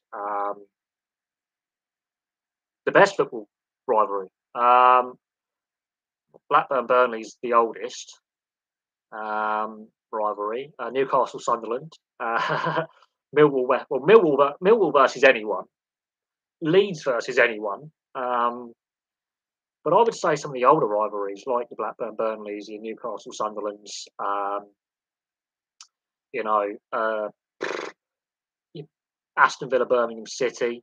That's a good one. The Black Country Wolves West Brom's pretty good one. The Steel City Sheffield Wednesday Sheffield United. It's a good one. Um, I couldn't. I don't think there is a best one really. I think the old firm best in Europe.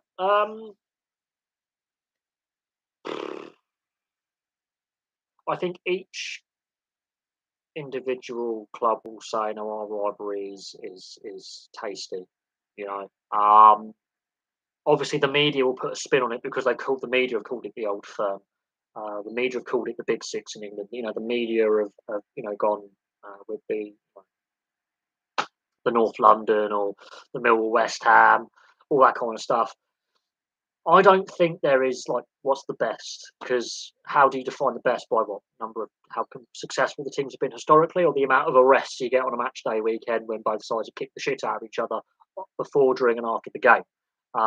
Like, oh look, the eternal city rivalry, right? The rivalry between Roma and Lazio is people get murdered, right? Like literally, like some guy will walk up with a gun and blow a guy's head off. Like it happened. Um, the Milan derby. I remember when I was a teenager, Italian football got suspended for 2 weeks because bang, I think two off-duty police officers and a Juventus fan were killed in the space of 48 hours on a match day weekend. And then in response, I believe there was some heavy-handed policing at a game. I believe it was between Atalanta and Empoli, and the fans decided instead of killing each other, they were going to batter the police. And so the Italian FA the Italian league suspended all football because at every match there was the ultras were going after the police rather than each other, and the policing were like, we're fuck." That was it basically, and people were actually, you know, killed. Um, I think it started down in Sicily. I think there was a Catania Palermo derby, and Sicily's obviously got organised crime issues as well. But they yeah, got a bit twitchy, and two off-duty coppers were killed outside a cafe in their car. So there you go. Olympiacos versus AEK. No, it's Panathinaikos. Olympiacos is the one. But AEK and AOK. They go, hang on a second, hold on a bit. Uh, hold my racket. Um, it's political in Athens as well. You look at the foundations, the history of the clubs, and you realise there's a political and a social element to it, which gets understated. But then you got St. Pauli and Hamburg in Hamburg. You know that's a violent one in Germany. Yeah, Green Street hooligans. Oh, we call it Green Street. So you can tell you're American. Um, Football Factory, Green Street, Rise of a Foot Soldier. Rise of a Foot Soldier starts with the West Ham theme when it comes to the hooligan element. They are, no offense, they're shit films. They're badly acted, badly directed, and they're not what it's really about. Rise of a Foot Soldier, I think the first one gives you a proper sort of tongue-in-cheek little bit. There's a bit of dark humour in Rise of a Foot Soldier, and then the spin-offs are just cheesy ads, but they're funny. Yeah, but that gives you that tongue-in-cheek kind of.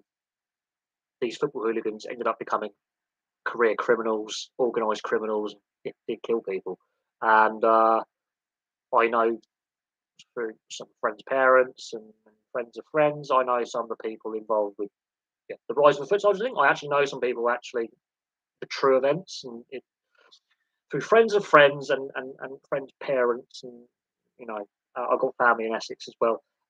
Yeah, it gets a bit murky, and I've got friends who've worked with them, and one of the pubs I used to drink at. Yeah, let's just leave it at that. The barmaid, her husband, organised crime. Let's just leave it at that. It gets a bit of a murky kind of. Okay, away from El Clasico. What is after Barcelona Real Madrid? Bilbao, Barcelona. The Seville derby is quite nasty. Real Sociedad, Bilbao's quite nasty. Uh, Atletico Madrid, Real Madrid's quite nasty. The Espanyol Barcelona rivalry, although it's heavily weighted in favour of Barcelona on the score sheet, Espanyol fans, ironically, in the city of Barcelona, outnumber Barcelona fans. And as we saw last weekend, they tried to kill the entire Barcelona team, and they started a riot inside their stadium. Which yeah, that is a rivalry that gets understated as well. El Clasico, again, the media have overhyped that because some of the rivalries in Spain, like yeah, Deportivo La Coruña, Celta Vigo gets underrated. As I said, the Seville derby's nasty. Um, Valencia, Villarreal gets kind of nasty. There are some nasty ones. But again, it's how you market yourself. And so the Americans are bought into this thinking, oh, the fans are all lovely and they've got all the chanting and the passion. In reality, outside the stadium, someone's getting their head curbed. And it happens quite regularly. In France, major rivalries. Marseille, PSG. Well, everyone PSG, really. Marseille, Nice. Bordeaux and Toulouse, Montpellier, Marseille, Lille, PSG. God, there's quite a few actually. I've got to do more French history club video. Monaco, Nice, Monaco, Marseille, Marseille, Lyon, Lyon and Nancy, Auxerre and Lyon. There's quite a few actually. Le Havre and Lille. Yeah, there's some nasty ones in Saint Etienne and everyone. there's some nasty ones in France that um, don't get the same publicity because the French league isn't as a bigger seller compared to the other top leagues around Europe. Um, but no, the rivalries in France. Marseille is a big club. Lyon's a big club. Toulouse, Bordeaux, Nice, Montpellier, uh, Dijon, Strasbourg, Nancy, Nantes, Lille, Guingamp. They all hate PSG because of the money. Um, Marseille's got a lot of rivalries. Portugal rival, Porto, Benfica, Boavista, um, Sporting, Braga. So Porto is Porto, and then you have Braga, and then you have Boavista. Um, you have there's four big clubs in Lisbon, but your Boavista, Benfica, Sporting. That gets nasty. Braga are now the up and comers. They're the rebels, like the rebellious teenager. Um, but yeah, again, it's how you market yourself and how successful your league is. But when they play against Spanish clubs in Europe, it gets nasty because the Spanish have a very dismissive view of Portugal. They see it as another province, and the Portuguese don't like the Spanish. So it gets nasty when in Europe. But um, no, I've got to do some Portuguese club histories. They're going to be fun. They're going to be a lot of fun. And I'm going to start with Boavista because Boavista are my Portuguese team. They've had some success historically. Turkey, right?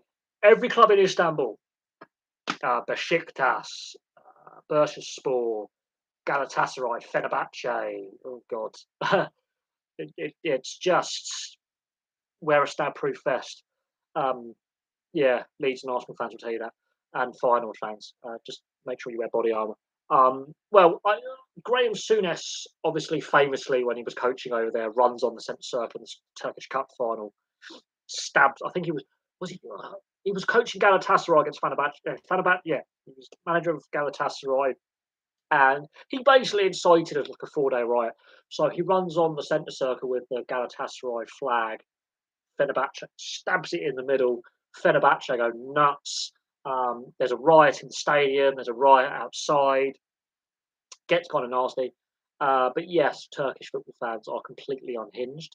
My mate Nikolai, he's a Lokomotiv Sofia fan in Bulgaria, and he's part of the ultras, and he's covered head to toe in tats.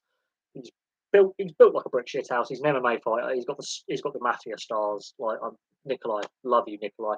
But you've got European ultras and then Bulgarian ultras. The Bulgarians, I remember, I think it was Lokomotiv Sofia versus CSKA. They almost burnt their stadium down in the Bulgarian Cup final. They went nuts. They set off flares all over the place.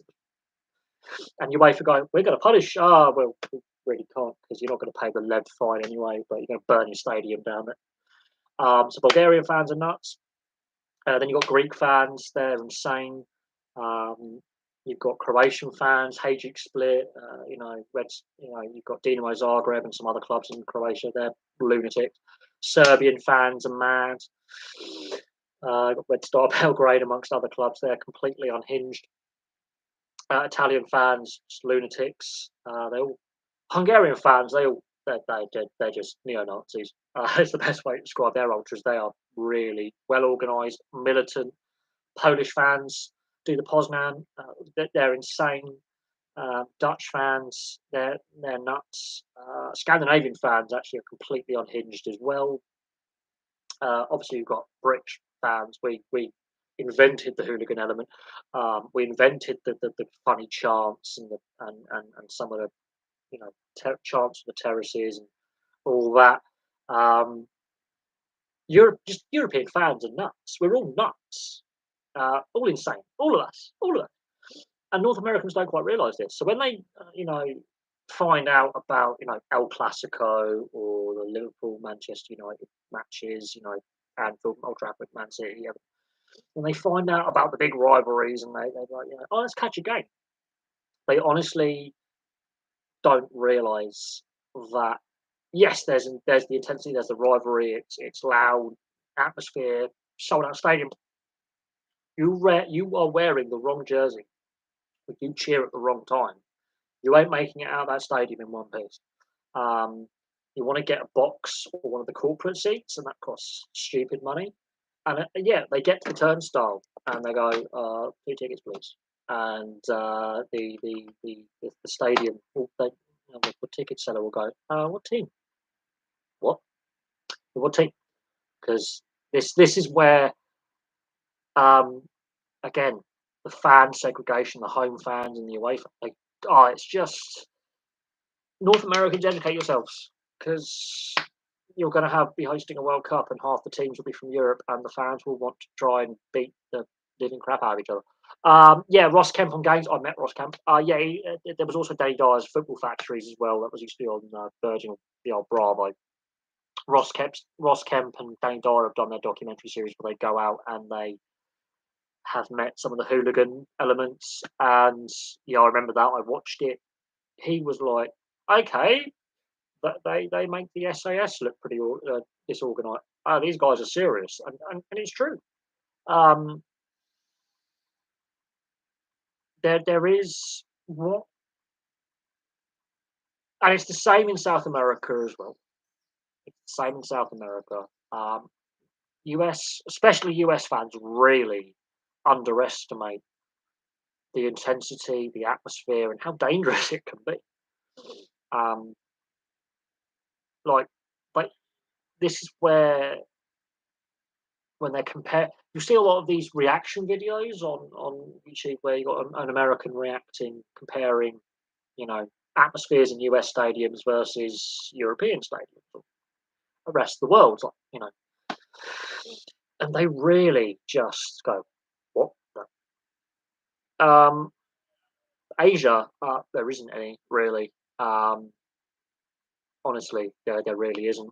Unless you're talking international level, then it's like South Korea, Japan, that kind of thing. There really isn't that kind of intense club rivalries that I can think of that are on a global scale of, oh, I know about that. There are some obviously in the Moroccan league and Egyptian leagues in Africa that, okay, that's insane. But Asia doesn't exist. It does, but to us as Europeans and Westerners, there's no point in watching Asian football because it doesn't sell revenue. It doesn't make money on TV. Um, I like the fact we're talking about sports rivalries, but at the same time, seriously, I can't think of any because there isn't the interest. Because even the domestic markets in Asia are interested in the Premier League. They're interested in La Liga. They're interested in you know, Serie A, the Bundesliga, the French league. They look at the big European leagues. They watch the Champions League, the Europa League. That's where their interest is. Um, honest to God, that's where they're looking at that. Their own leagues have got lots of financial issues, corruption issues, structural problems, and it's the same with um, the North Americans. The MLS, while it's been had fantastic growth, is built on the back of expansion and a couple of high-profile owners and ex-players who bought in. Um, I don't think most Asians are particularly. No, they're not. They're really not, because they don't have that historical footballing culture. Um, because obviously birthplace is England, but it gets transported around the world, around Europe quite quick. Um, within a decade or so of the football league being set up and the FA Cup becoming a thing, most European countries are playing some form of organised league when it comes to football or soccer to North America, right? Asia isn't. They're not, and they've never really developed proper. It's just not on the same level.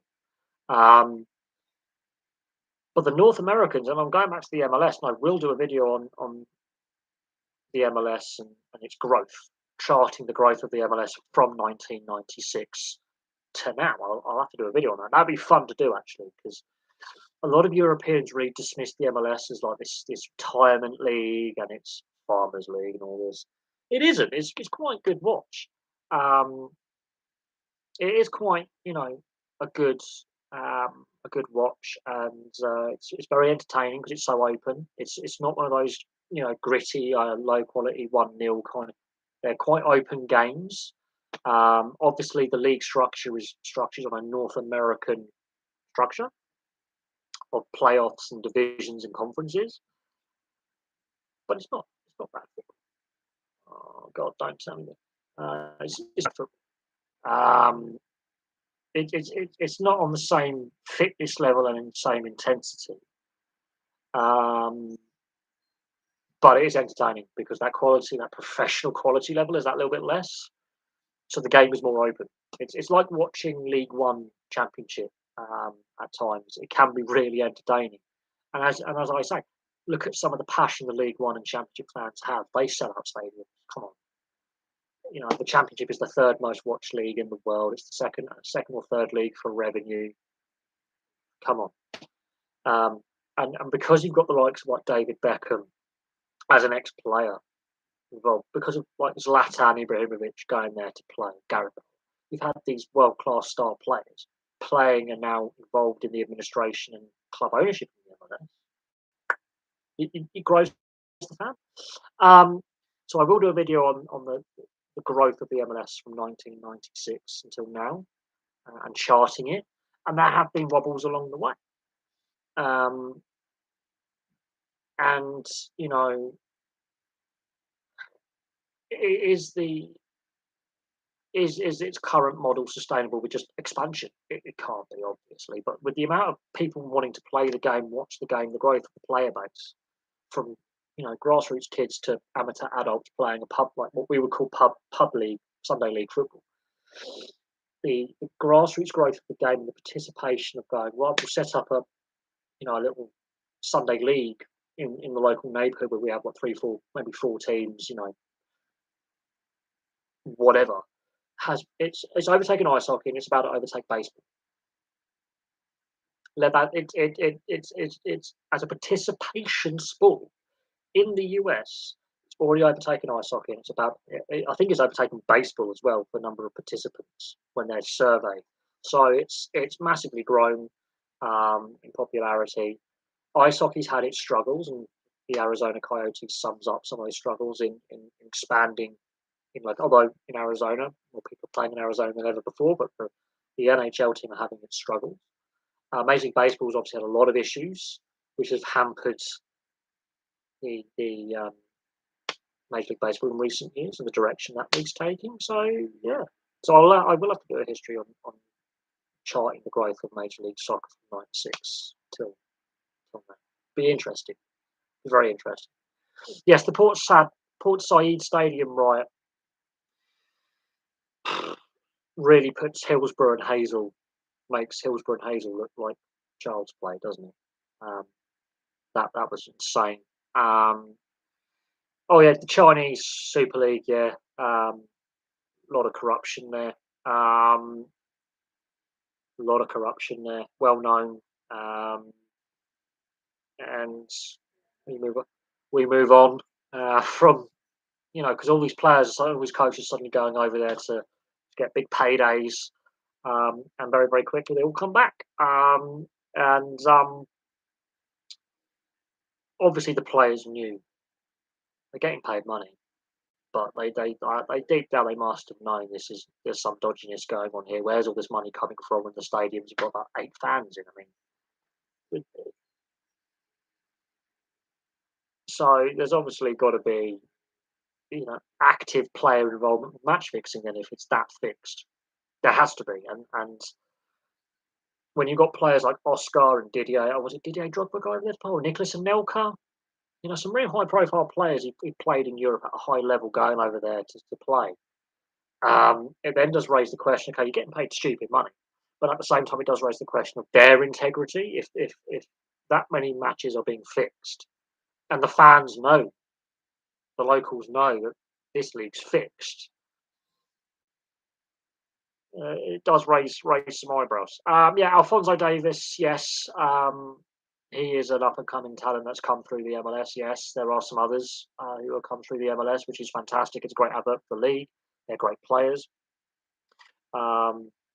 very talented players, and that is something that I think the MLS have got. This is a success story. We've done really well here. We're starting to develop these players who are now going over to play in Europe at a high level. Like Pulisic is another one. Christian Pulisic is another, like, you can obviously his time at Chelsea's been up and down, and there's been some good moments, bad moments. But you can look at the likes of Alphonso Davies and Christian Pulisic and the success they've had. They're young players, very early on in their careers. They haven't been at top level very long. They're young, um, they're passionate, full of energy, and you could say they're success stories because of the MLS. Absolutely. Um, and then you could look at the fact that the MLS has attracted some real high-profile players who ended up going back to, to Europe to finish their careers, like David Beckham. Didn't retire in the US. He ended up retiring at PSG. Zlatan Ibrahimovic, just Zlatan Ibrahimovic. People were saying, "Oh, he's done." People say, "Oh, his knees, he's done. He's going to retire." He yeah, he didn't. Um, he destroyed the MLS. So they're attracting high-profile players who then, okay, and then the second half of their careers, they're wanting, but they're not done. Um, should the Mexican League, Liga MX? No, different league structure. Mexico is far more established as a footballing nation than the US. Um, there'll be issues over security, and of course, with the franchise model you have in the US, it wouldn't work. You would have to change the ownership model of the Mexican clubs, and then the MLS Players Association as well would probably go, okay, and you've got the security issues because of the cartels and the organised crime and not quite favelas. I think they've got a different slang name in Mexico for the slums, but there's definitely social issues in Mexico. I think is and economic issues in Mexico that the US doesn't. Well, the US does have, but on a whole different level. Um, and yeah, that who would be paying what currency would we be talking about? Would we talk about Mexican pesos, US dollars, Mexican Canadian dollars? Well, then you've got to do the currency exchange, and then that's going to be another issue, and then attracting, that's a completely different issue there. Although the Mexican league is hilarious, I'm not sure the US fans would again quite understand how the Mexican fans very similar to South Americans and Europeans in their insanity, and again, fan segregation is a thing. Um, Balogun switching from England to the US setup. This look, Southgate, like Tamori as well. Southgate's risking potential brilliant talents going right. Okay, I'm fine. And we've seen this before where we've lost out on players. Um, we have seen this before.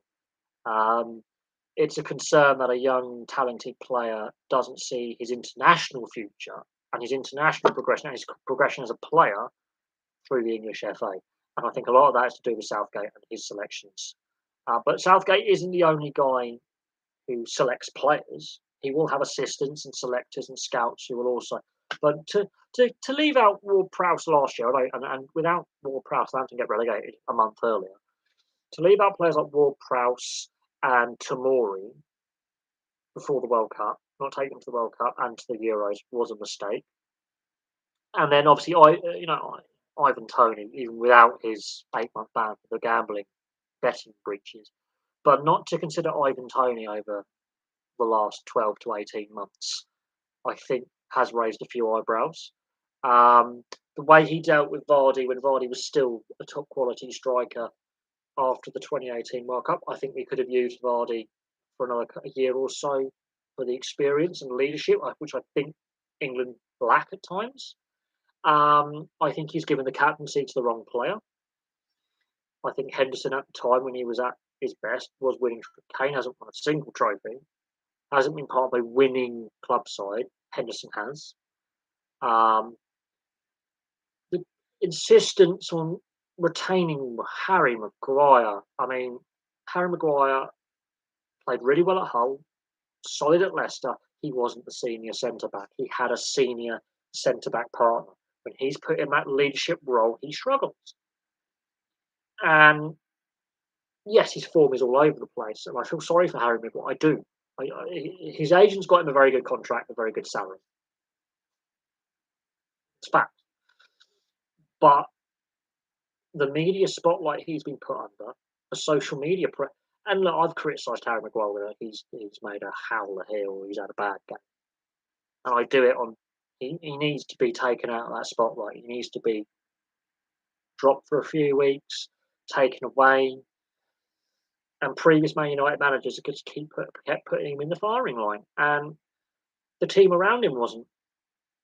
It's not all Harry Maguire's fault, but the team around him wasn't performing. And okay, his form has improved, but when he has a bad game, the media go after him. So people on social media who haven't, played football since they were in primary or secondary school go after him. Can't even be asked to play Sunday league, go after him. Before mummy makes them dinner. Yeah, okay, he's had struggles since leaving Leicester. I think it was a mistake for him to leave Leicester when he did, but Leicester made a lot of money out of him. So make that illegal. It's not like we have a lot of forward options either. Tony is now banned for 8 months. Sterling's best position is winger. Abraham and Watkins have been inconsistent. Bamford's had a lot of injuries.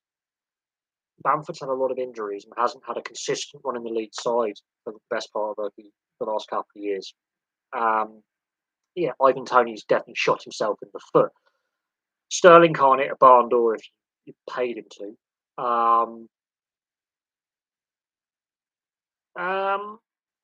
Ange Postecoglou. Yeah, we've done the foreign thing before. It didn't work. I think the FA's been burned by that. I think Postecoglou has got, I think, opinions that the FA were, he's not a yes man.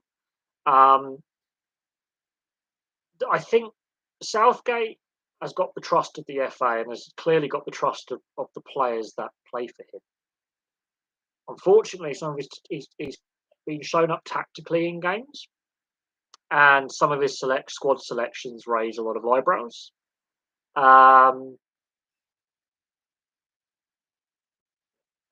But Postecoglou, I think he's enjoying his time at Celtic at the moment. But people go, well, he hasn't coached in a major European league. To coach in the Old Firm derby and keep your head and, swing when you're expected to fail, that's something. But could he deal with some of the egos in the England dressing room? That's another thing. And look, he's managed to keep his head and deal with the Old Firm derby and the intensity of that. Yes, he does. Well, he's Australian, obviously. So yeah, but again, yeah, English is his first language. He's now coached in a European league. But the thing is, he hasn't coached in England, hasn't coached in the Premier League, and while he's a no-nonsense manager in Scotland and with the Australian side, he hasn't felt the intensity of a Premier League or Championship promotional relegation battle or something like that. If he had gone to Scotland from an English club, I think that'd be different. And people go, we want Mourinho as, God, do you want to have park the bus football? Our best football is when we hit on the counter attack pace. That's how the team is structured perfectly. Don't rely on park the bus football because England can't play that. But as I say, we've done. You want Pep as England manager? Klopp would be brilliant as England manager because of that counter attack, quick pace counter attack football that he plays when he's got those pieces. But as I say, we've done that overseas manager experiment and it didn't work. It didn't. Also, some of the England managers we've had who were English didn't work.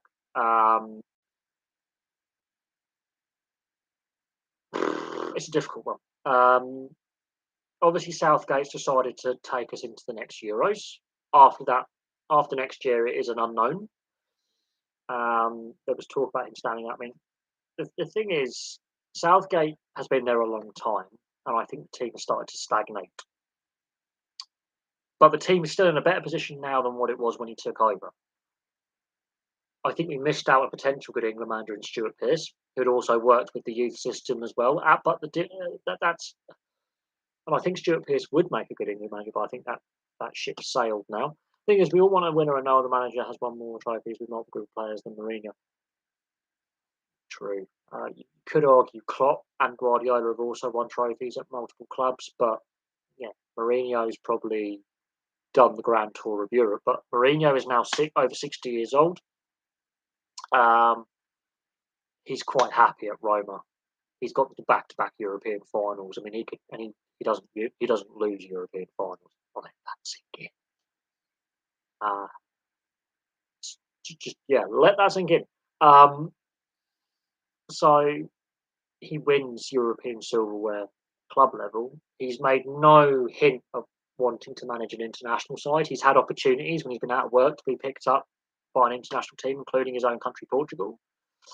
Whereas Guardiola and I think Klopp have made hints that they might consider international management, but that is a different kettle of fish than club management as well.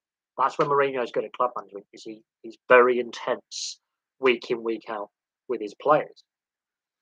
Whereas international managing, you only get the players for short windows, and so his style of management at international level probably doesn't work. Um, the ideal next England manager, I think, would probably be an Eddie Howe, but I think he's happy. I think he wants to win silverware at Newcastle first and establish himself as a winner at Newcastle. But Eddie Howe for me would be England manager. I think Graham Potter, the Chelsea experiment, set him back a few years, but Eddie Howe, for me, would be the best bet out of as the next England manager. But I think he wants to win something with Newcastle to then, take that progression. Um,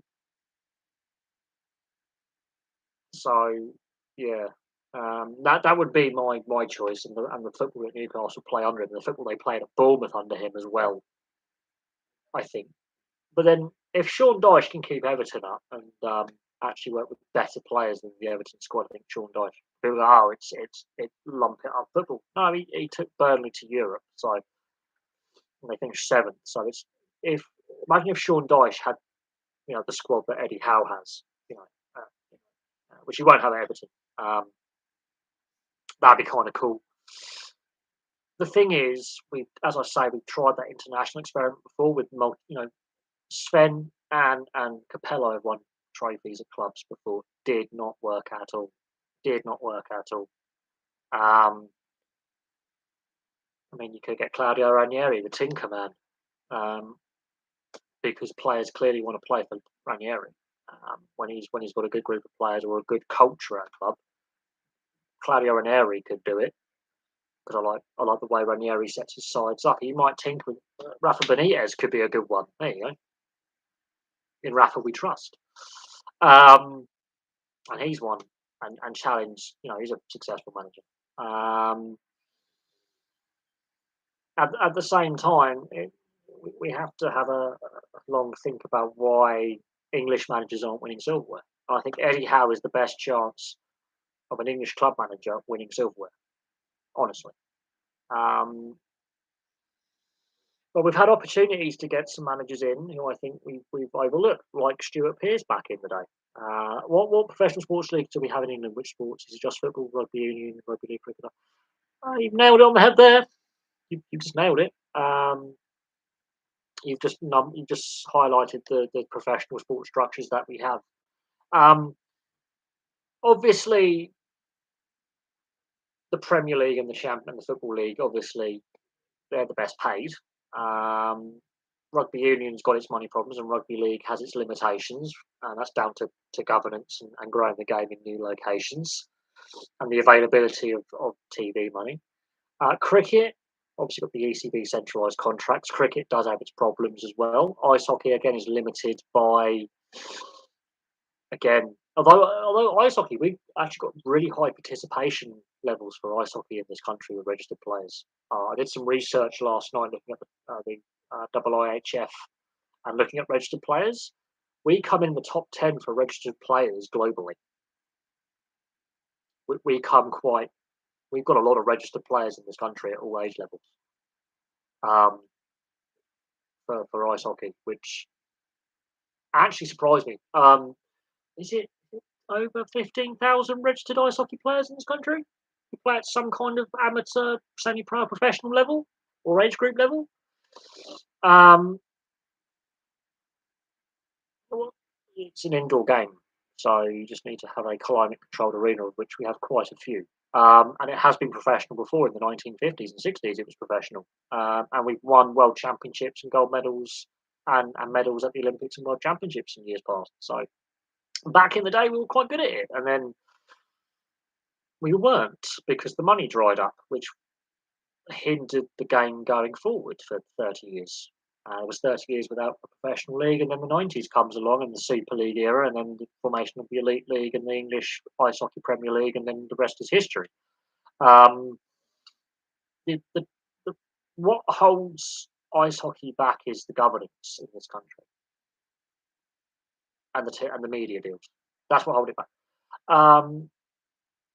Will English Rugby Union, the Premiership collapse? Look, if London Irish can secure the takeover get completed by the 30th of May, look, when Worcester and Wasps' money issues predate COVID.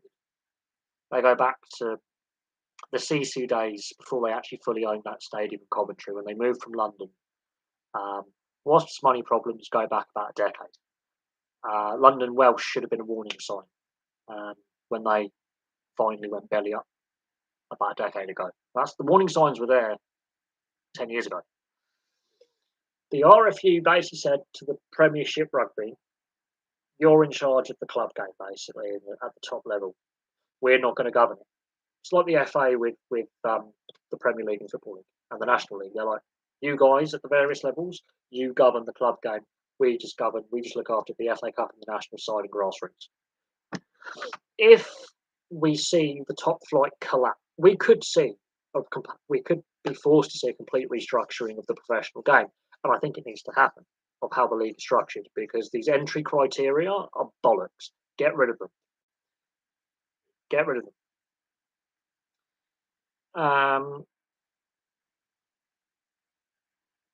If London Irish fail to secure their takeover deal, fail to complete their takeover deal and secure extra funding, then yes, absolutely, the top flight would have to open up its doors to the championship. With Wasps not having with what? But here's the thing: they now because Wasps have to start at the bottom level, and if Worcester reform, they also have to start at the bottom level. They have to stop ring fencing if they want to get those big clubs back. So they wanted to ring fence before Saracens were thrown out. Suddenly the ring fencing comes in when Saracens are back, so you can clearly see the favouritism there.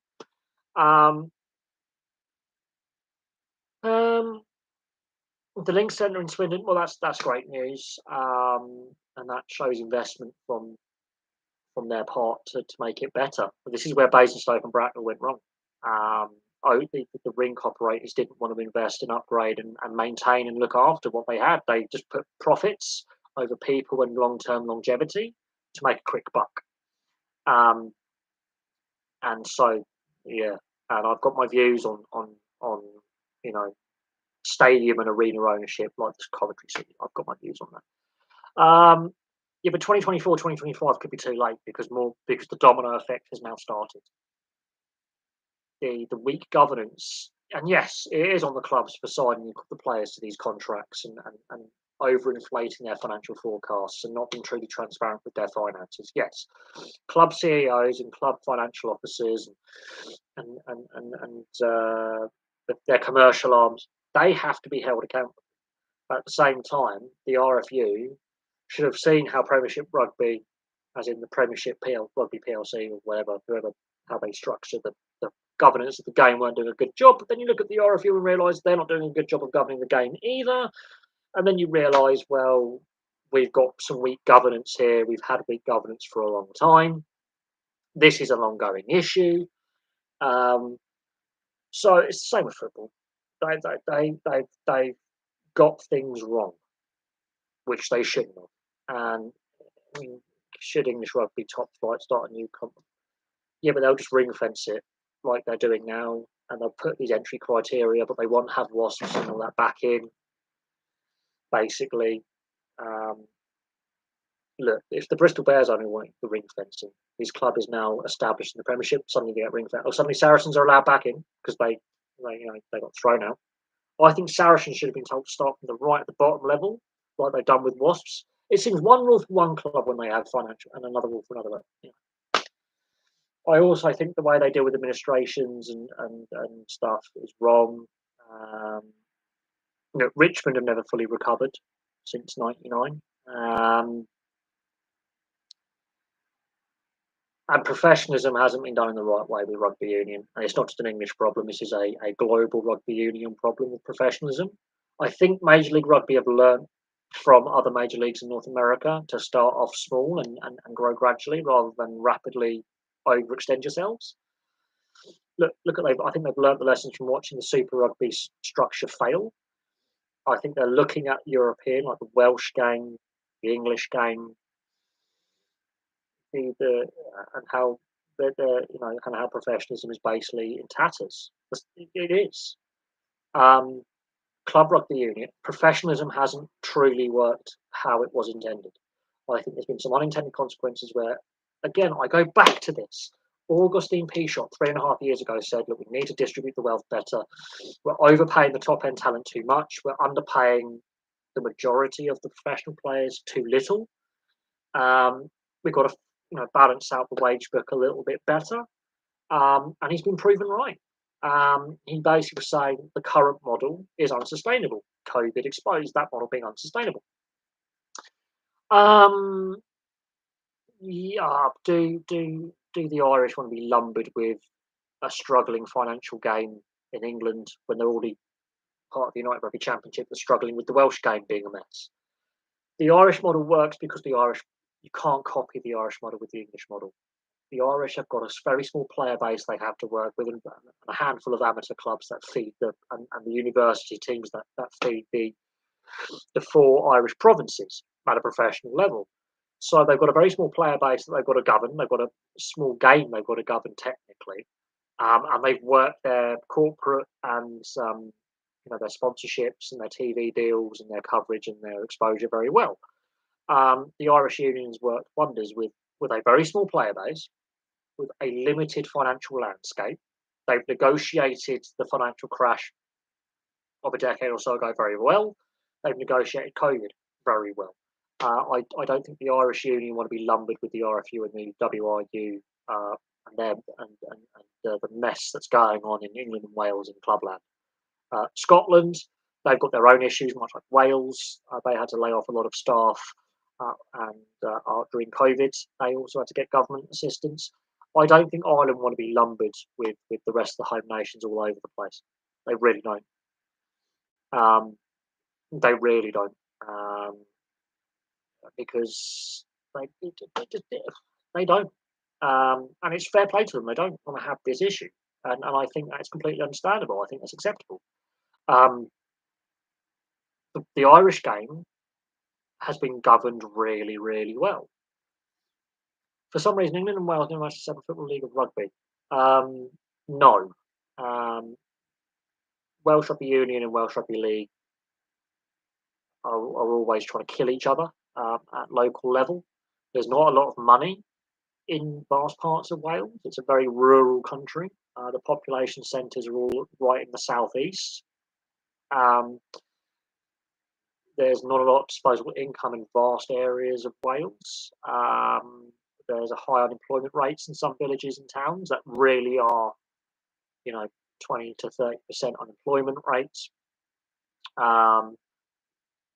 Really low wages. There isn't the money. And it doesn't matter. I mean, obviously, and then you see half empty stadiums and the club game. Both league and union had their own struggles. The Welsh Rebels, led by Jonathan Davis in the 80s, obviously he ends up at Widnes and some of the other, Iestyn Harris and all that. Some of their best players in union, like Gareth Thomas, Iestyn Harris, and Jonathan Davis, have also played league and had good careers in league as well. Let's not knock them for that at various points in their careers. And yeah, you're either a Union fan or a League fan. You're not both.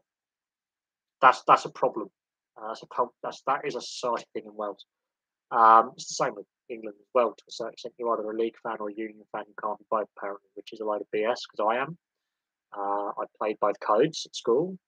Um, I enjoy both codes. I'm preferring League over Union in the last 3, 4, 5 years. I do. I've grown to love League more than Union, which I never thought I would say. I thought I would be like about even, but no, I think there are more negative headlines coming about Union at the club game, but League international level is still a shambles. I'm really looking forward to this England Tonga series later this year. Though I'm really looking forward to that 3 game series. That's going to be a lot of fun. I can see that being a proper challenge for England. I think the Tongans really bring a lot of NRL talent. I'm looking forward to. Um, no, I think the Australians are playing a series against Samoa, I believe, this autumn. So I'm looking forward to the end of the season. I'm really enjoying the NRL season right now. I'm enjoying the Dolphins. I think they've been a fantastic addition to the NRL. I'm looking forward to see who they're going to announce as that 18th franchise. The Irish domestic, depends if you're talking about Northern Ireland or Southern Ireland. I will do some club histories about some of the Irish clubs like Glentoran and Institute, Derry, City, um, and then we look at Shamrock Rovers and Cork City and all that. There are some. There's some clubs down there. South Island, Shamrock Rovers and Cork City and all that. Look at some of the players that have come out of Ireland and the League of Ireland um, into the English game, European game. AD McGeady, he played at I think was it CSK or Spartak Moscow for a bit. Um, you know, both Robbie and Roy Keane. There's some talent that's come out of you know the Irish league system. The problem is the lack of money in Irish sport. There's a reason why hurling and Gaelic football are still amateur. While I would love to see them go professional, I understand the social reasons why they're amateur, but at the same time, there isn't bloody money. I look at the GAA; they only make about 60 million euros a year revenue, and that's not including expenditure of paying their staff um, and organising events. They don't make a lot of money. Like even though like whole towns will turn up and whole counties will turn up to watch games, they're not making money. Um, so yeah, look, it's worth a look at like some of the club histories of some of the Irish clubs. Some of them could be quite fun looking at their origins and why when Ireland was actually part of Great Britain and it was the British Empire before the Irish War of Independence and the Irish Civil War, why there wasn't a more established Irish league that was playing at a higher level that like Scotland and England and Wales. Why it didn't. You know, and I think it's partly to do with the GAA and partly to do with following on. It, I've got to do a video on rugby league in Ireland as well. That would be kind of fun. Yes, there are plans to build a new stadium to replace Windsor Park as the national stadium of Northern Ireland. That is part of the Euros / World Cup bid because obviously World Cup hasn't been decided yet. Whether and I think the UK government wants it to be more a Euros bid than a World Cup bid, but either way, it'll be kind of interesting. But yes, there is a proposal to build a new stadium in Belfast as part of that bidding process. And that's always key. Whenever you see like a host nation or bids to be a host nation or host nations, you always see one or two stadiums that get upgrades because some stadiums are already at that level they don't need upgrading, and always a new stadium build or a stadium rebuild as part of that infrastructure where we're investing in local communities. When in reality, we don't need to do that. We've got enough stadiums that already meet the UEFA and FIFA criteria to be classed as international stadiums. Ironically, Anfield, the reason why it doesn't get chosen for internationals, its pitch is too small. It's on the lower end of the legal dimensions to play an association football match, but it doesn't meet international regs under FIFA or UEFA. It meets regulations under UEFA for Champions League and Europa League and Europa Conference League, but Anfield doesn't meet international regulations for its pitch size. It's the smallest available pitch size you can have under association football rules to be classed as a professional stadium. And people go, why is Anfield not selected? Because the pitch is too small. This is what's weird is we have UEFA regulations for like, capacities and being a category one stadium. Um, well, a professional version of hurling and Gaelic football. I'm not sure. I From what I can gather, I don't think there's that drive for professional hurling and professional Gaelic football. I'm not saying it wouldn't happen, but I've never come across an Irish person, and I know a lot of Irish people, um, who have that desire to see it turn professional at this point. At some point, Gaelic football is going to keep bleeding players to the AFL. Some of their best talent will go to Australia to play AFL. That has been going on now for a long time. There's a fair few Irish AFL players who are then not coming back to Ireland. They're staying in Australia.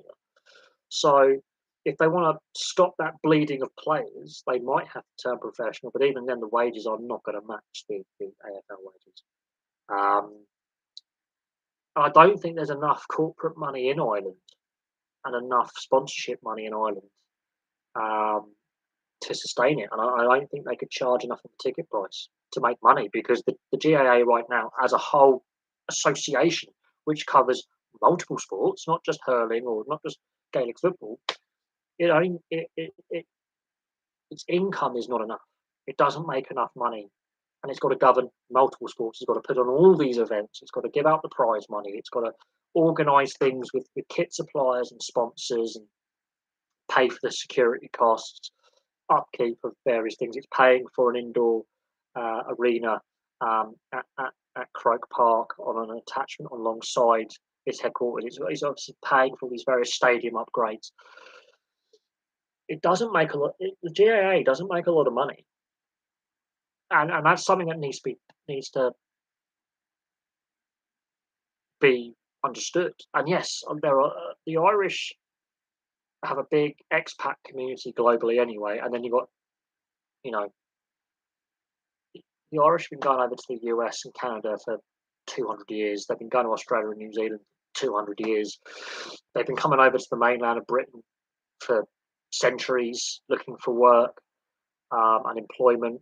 Then they set down roots in those communities that they go to. They don't emigrate back to Ireland. Their kids and grandkids don't until they find out, oh, I've got an Irish grandparent or an Irish great grandparent. This is my family. So there's so many Americans who claim they're Irish when in reality they've never stepped foot in Dublin. They've never stepped foot in Belfast. They've not got a living relative who's stepped foot in Belfast or Dublin or Limerick or Cork or wherever they're originally from. And we're talking about a great grandparent or great great grandparent. And yes, there's a big of those of Irish descent globally. They've even ended up in South America. They've been places like Argentina and Brazil. Um, they've ended up all over the English speaking world. They've ended up in continental Europe. There's a lot of people of Irish descent in France. Um, there's Italy, Spain. There's a lot of people of Irish descent in Italy and Spain. We're going back generations. Like we're not talking about the last 100 years. We're talking, you know. But no, there's diaspora is, you know, all over the world. But a lot of them are like their parents, grandparents, or great grandparents. So they themselves have never set foot in the island of Ireland or the country of the Republic or even Northern Ireland. They just have Irish sounding surnames. Or because they've got ginger hair, they go, oh, I've got to have Irish ancestry, when actually they might have Norwegian. There's a lot of Scandinavians who've gone over to North America as well, and Australia and New Zealand. A lot of Scandinavians have ended up in the Midwest of the US and the prairie provinces in Canada. Nowhere near the coast. There's a big German population of German heritage as well in the US and Canada, in areas you wouldn't even realise. There's Obviously, that's Spanish, Latino. There's a lot of Italians. The US population and Australia. You look at the Canada, US, Australia. You look at their demographics. Yeah, there's a lot of different European countries, and in more recent times, it's been the former Yugoslav Balkans have got Australia in large numbers. Um, um,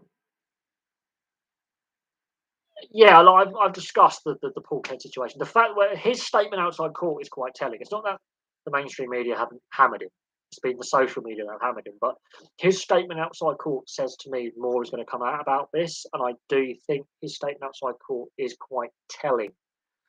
Um, we haven't heard his ex-partner's side of the story. There's been a lot of media silence.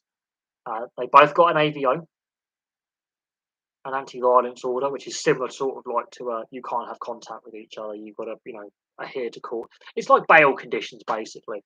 Um, so I don't fully understand the the the um,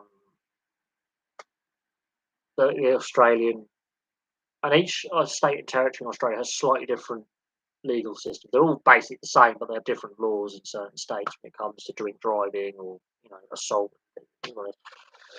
But the basic principle of the Australian legal system is the British legal system that we see in England and Wales. Okay, not Scotland, England and Wales. So I remember that Scotland has a variant on the legal system and its own laws, or certain laws that apply only in Scotland.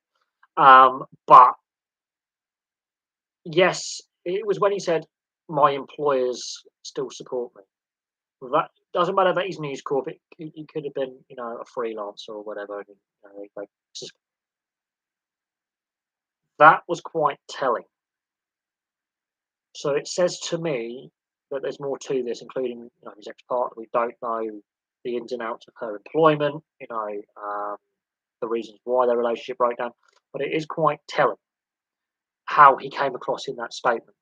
But as I said in the videos that I've done on the situation, his body language and his demeanour had been changing over the last 2 3 years, very noticeable. And I mentioned the Mark Geyer incident, the Anthony Maroon stuff on Triple M, the KO Sports launch, and now this, like the last year and a half, 2 years, and there's been a few other interviews and broadcasts where you can see that as time is going on, he's becoming more short-tempered than he was before, and I've got horrible hay fever. My nose is really itchy. But you can see he's becoming more short-tempered as time goes on and more irascible. Um, and when other people say, "Well, I haven't noticed anything," no, I have definitely noticed. I've been watching NRL 360 for a decade. I have been following the NRL for a very long time. I have been more intensely following the NRL since about 2015, 2016. And as time has gone on, since about 2019, I've been really, 2017, 2018, 2019, really getting into it more and more. I have not missed an NRL game for the best part of 4.5 seasons. Like, so I watch the NRL religiously. So I watched 2 games this morning. I'll be watching the games tomorrow and the games Sunday, and then I go back to work Monday because I've had a week off work. When I get in, I'll be watching NRL 360 Monday, Tuesday, Wednesday, and the cycle continues. State of Origin comes along because we've got State of Origin selection. I'll be watching State of Origin when it's on. I'll be watching the Women's State of Origin, and I'll be watching the NRLW as well. So I'll be doing a lot of this summer watching a lot of rugby league, and so yeah, it's a thing. The fact that the media silence is quite damning. Now, not all the media in Australia is owned by Murdoch. The Packer family own a lot of media as well. There's some are independently owned and other owners of newspapers and radio stations and TV and all that. But the industry as a whole has been pretty quiet apart from the news bulletins, Paul Kent arrested. Da, da, da, da. It has been almost radio silence. There's not a lot of current and ex-players and journalists who've said, well, apart from the ex-players, but not a lot of other current journalists who've wrote opinion pieces about Paul Kent that are negative. It has been quite, yes, yeah. I don't know. I can't see how domestic violence, makes you controversial. It makes you a scumbag. And I do think had I mean, it's a difficult one. I I don't know where I sit with this. I think his reputation's damaged. Now, with what we're seeing over here in the UK, and our current obviously it's the Mirror Group of newspapers, which is not owned. Yeah, that's different. There, I mean, James Maloney, he's been done for doing cocaine over in France. Todd Carney, he's obviously had his issues with alcohol and drugs and all that, and high profile. And Sonny B. Williams doesn't help himself at times either with some of his antics, contractually and stuff like that. And that's their right. I mean, they're allowed to criticise someone else within their sphere. I wouldn't go, well, they're the best role models for anyone. Sonny Bill Williams came across as very greedy, and as a young player, he was advised to do things that I don't think helped his cause.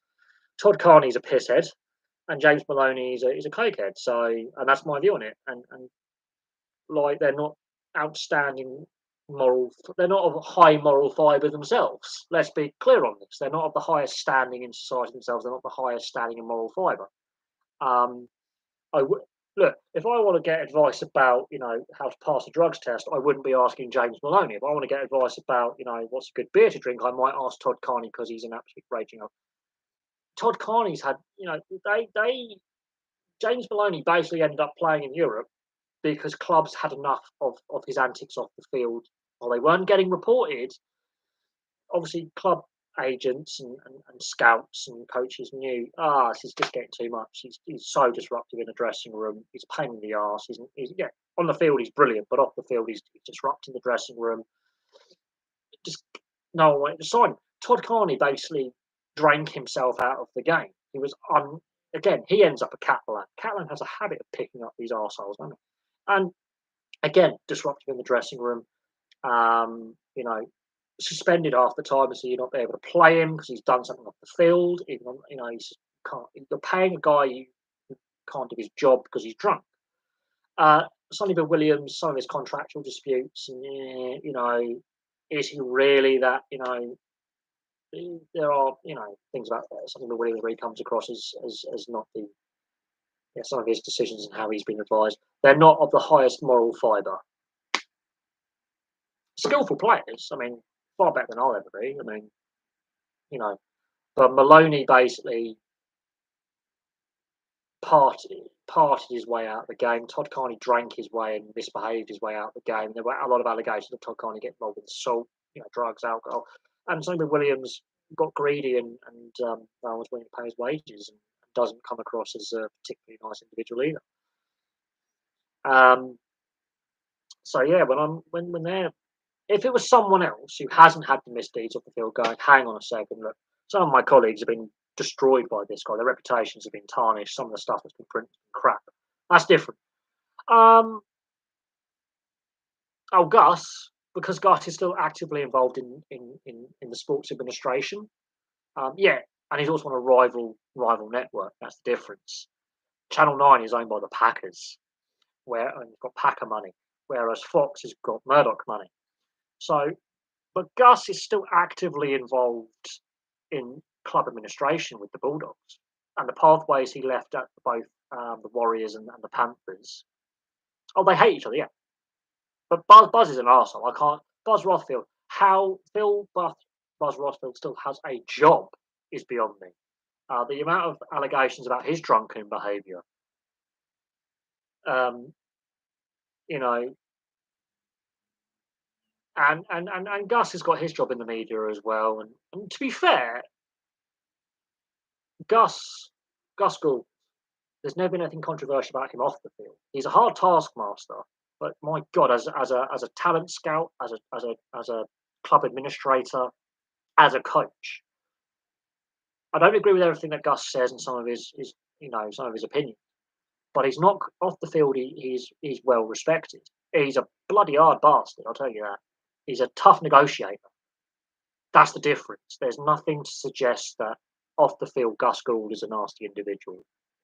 He's probably one of the most respected people within the game. Yes, some of his opinions are a bit dated, and some of his, he doesn't coach anymore. That doesn't mean he's a damn good, it doesn't mean he's not a damn good, administrator, talent scout. He puts the pathways in place. Um, but not everyone can succeed with working with him. Some coaches, obviously, they fall afoul of Gus. Buzz Rothfield and Gus Gould don't like each other for their media side of things. Buzz has written hit pieces on almost every single coach and administrator and sponsor in the game. Buzz does not have a lot of. Buzz is an arsehole. I can't stand it. How Buzz Rothfield is that senile old drunk. He's a drunken old git.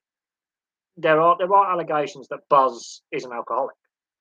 Um, and some of the tales about Buzz Rothfield's drinking antics at award ceremonies are well known, including when he basically was it 93 or 94 Ricky Stewart broke his leg and it was the Dally M or Rothman Medal Award, wherever it is.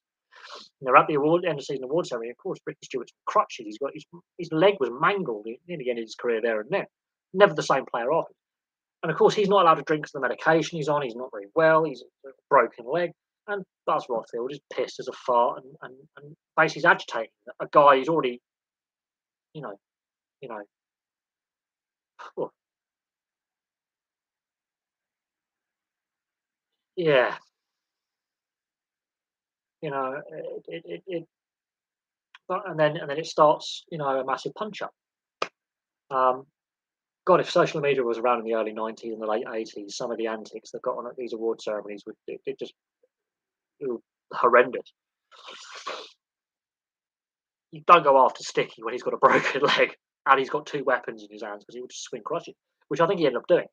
Um, but no, I mean, look, Gus Gould, there's a reason why he's never got scandal around him. He's a tough taskmaster, but he runs. He he doesn't cop any crap. Whereas Paul Kent has played the game, which Buzz hasn't. Right?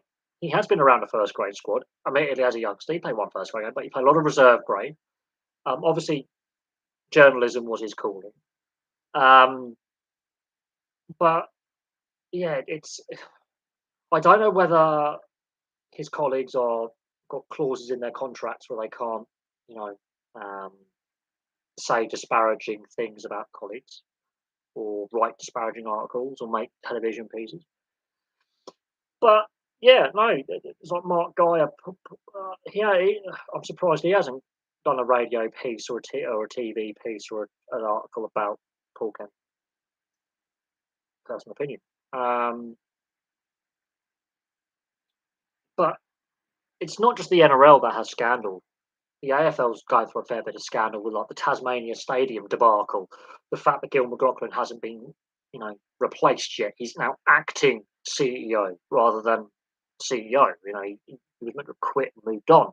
The issues with North Melbourne and the fact they haven't got a head coach because their coach has decided to take indefinite leave because of what's happening with the Hawthorn Hawks investigation. That should have been wound up about 8 months ago and has now got leaks going all over the place. And the AFL's beset by scandal as well. Um, so the two major leagues in Australia have got a lot of issues. Um, a lot of issues. We don't know where the 18th team is going to be located. There could be another team going to Brisbane. There could be a team on the Central Coast. It could go to Perth, wherever. Um, there are still issues over player contracts and the role of player agents. Now we've got one of the most high-profile journalists within the game, within the sport, within Australian sport, facing these very serious charges. Then you go to the AFL and it's a shambles as well.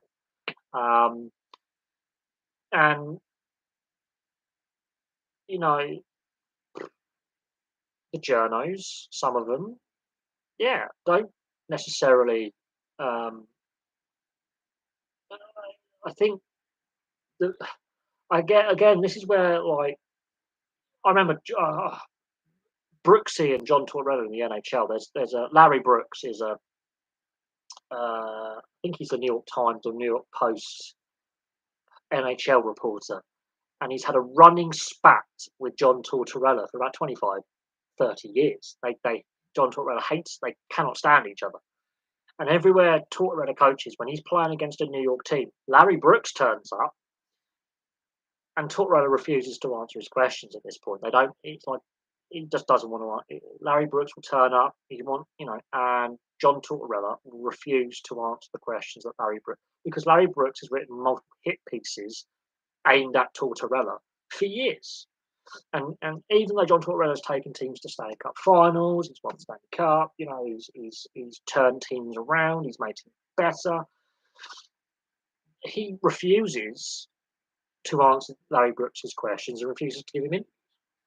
And it's reached a point now where in press conferences he basically says, "Is he going to be in it?" And the team that he's coaching, whatever team it is, are like, "Well, you've got to do your media commitments, otherwise you face a fine." He goes, "I'll take the fine." It's got to that point. So the fact that Buzz and Gus work for different media moguls as well has something to do with it. It hasn't always been the case. Gus has spent, PK has a number of fallouts. Like, the guy at KO Sports. I'm going to get it up. He's had a few. He's had a few blues. He's had fallouts with coaches, like Ivan Cleary, Craig Bellamy. Craig Bellamy threatened to bash his head in during the salary cap saga because the media were camped outside Craig Bellamy's parents' house. Bear in mind, Craig Bellamy, his parents were elderly at the time. I believe his mother is now passed, and he went apeshit. So no, what a guy! I don't know why that spat started. To be honest, I don't know the ins and outs of that particular falling out. But I know about Anthony Maroon. They would take the piss out of Anthony Maroon's tax affairs. I think that because Anthony Maroon is well known for having his speedboat and doing his fishing trips and all that. And they're like, "On your salary, afford that?" So I think they made some jibes about his tax affairs, and he found that was personal. And basically, but James Hooper's an absolute knobhead as well. I mean, James Hooper could draw a line and he's a belly. But I like Dan Janae. I like him. I think he's very, very good. I think he'll be the co-host of NRL 360 going forward. Benny Eichen has had a few spats. Well, Benny Eichen's friends with Paul Kent, but they've had their moment. But it's different with this situation. The other ones, it's him taking on other blokes and having rows and punch ups with other blokes. With his ex partner, that completely changes. Right. Okay. So he's written two books, one about Sonny Bill Williams and one about Johnny Lewis. So Kent's opinions of Craig Bellamy. That's to do with the wrestle, the salary cap scandal. Craig Bellamy's given him an earful before. The Triple M after he claimed to have a different view to. Okay, so this time last year, he left Triple M after claiming to have a different view to an on-air incident with fellow presenter Anthony Maroon. Kent was asked to apologise over the incident, which Kent, along with James Hooper, bullied Maroon live on air, which was to do with his tax. Kent refused to apologise to the station, which resulted in him handing in his resignation. He later wrote an opinion piece in the incident thread, "We live in a world of snowflakes, sadly." You can see where Paul Kent's political views lie as well. The Patua Advocate, obviously that satirical online newspaper, obviously the Penrith Panthers is something to do that. Right, so in February, it was reported in the Sydney Morning Herald that Kent had an altercation at the season launch for KO Sports with journalist Mark Meehall Wood, who had been critical of Kent. The article referred to Kent as one of the angriest men in the sports media. So he apparently had a punch-up with Mike Meehall Wood. And of course, then we have the assault charges, and then he's been criticised by Ray Hadley. That is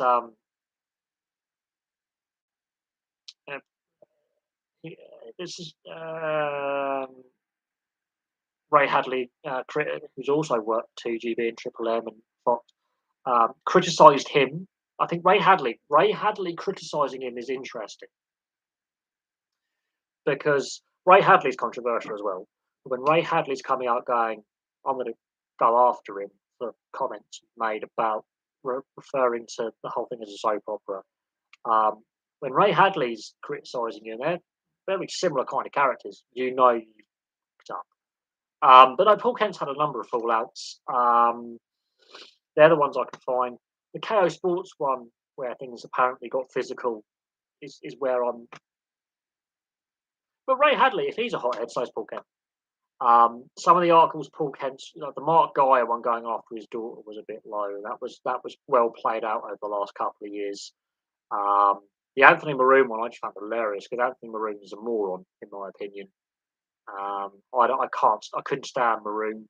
I couldn't even stand the Sunday show. I just listened to it occasionally because some of the blow ups that various guests and presenters have had over various things are just funny. But Triple M, I find a bit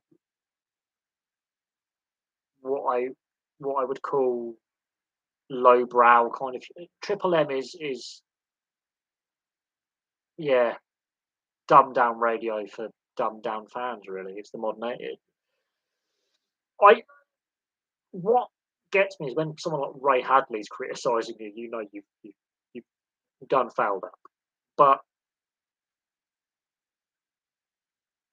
that aside, I I think Paul Kent has shot himself in the foot. I can't see him fully recovering um, his reputation, even if he's found innocent. But we'll see what happens. Like obviously, we've got his update. We've got the provisional court date set. Oh no, Sen is better. Sen is better. I follow both on YouTube, but Sen is better. Um, Triple M. Who's the girl who presents it? Her brother used to play for the West Tigers. The female presenter on a Monday. Or you she was used to be on there. Oh, what's her name? It's going to annoy me. Female presenter they had. I don't know if she still works for the station or not. I think she brought a refreshing kind of, but she had knowledge of the game because of her brother. Obviously, played the game at a high level. Emma Lawrence, that's it. Um, she was refreshing to listen to because she comes at it from a family member's point of view in the sense that her brother played for the West Tigers in the NRL. So she's had a family member play first grade when we're talking about league. She's a fan of the game. Um, she's very well educated on the game because of her family links with the sport. And female sports journalists take a lot of crap. I don't have a bad word to say about Emma Lawrence. I think get her on NRL 360 or get her on um, the TV more. She's fantastic, brilliant, underrated. Um, I got pissed off. I forgot her name, but no, I think she did some work for Triple M at the Rugby League World Cup as well. And she's done a lot of work with the women's game. And now, fantastic figure for women's involvement in rugby league. Absolutely. And I think we need to big people like her up. Now, obviously, she's obviously had a working relationship with Paul Kent. It'll be interesting to see um, her thoughts on the situation and what her working relationship at Triple M was like with Paul Kent. Because, in my opinion, the silence, apart from Ray Hadley, the silence we have seen from um, the the oh wow. So back at when the Rugby League was World Cup was going on, she was obviously over there, and she got robbed for more than 20,000 Australian dollars worth of equipment after waking up to find her car smashed and everything stolen. The Channel 9 reported, and her cameraman had been, that was bad. But that was um,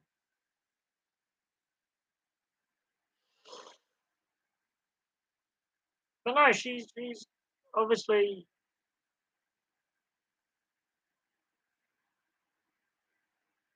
I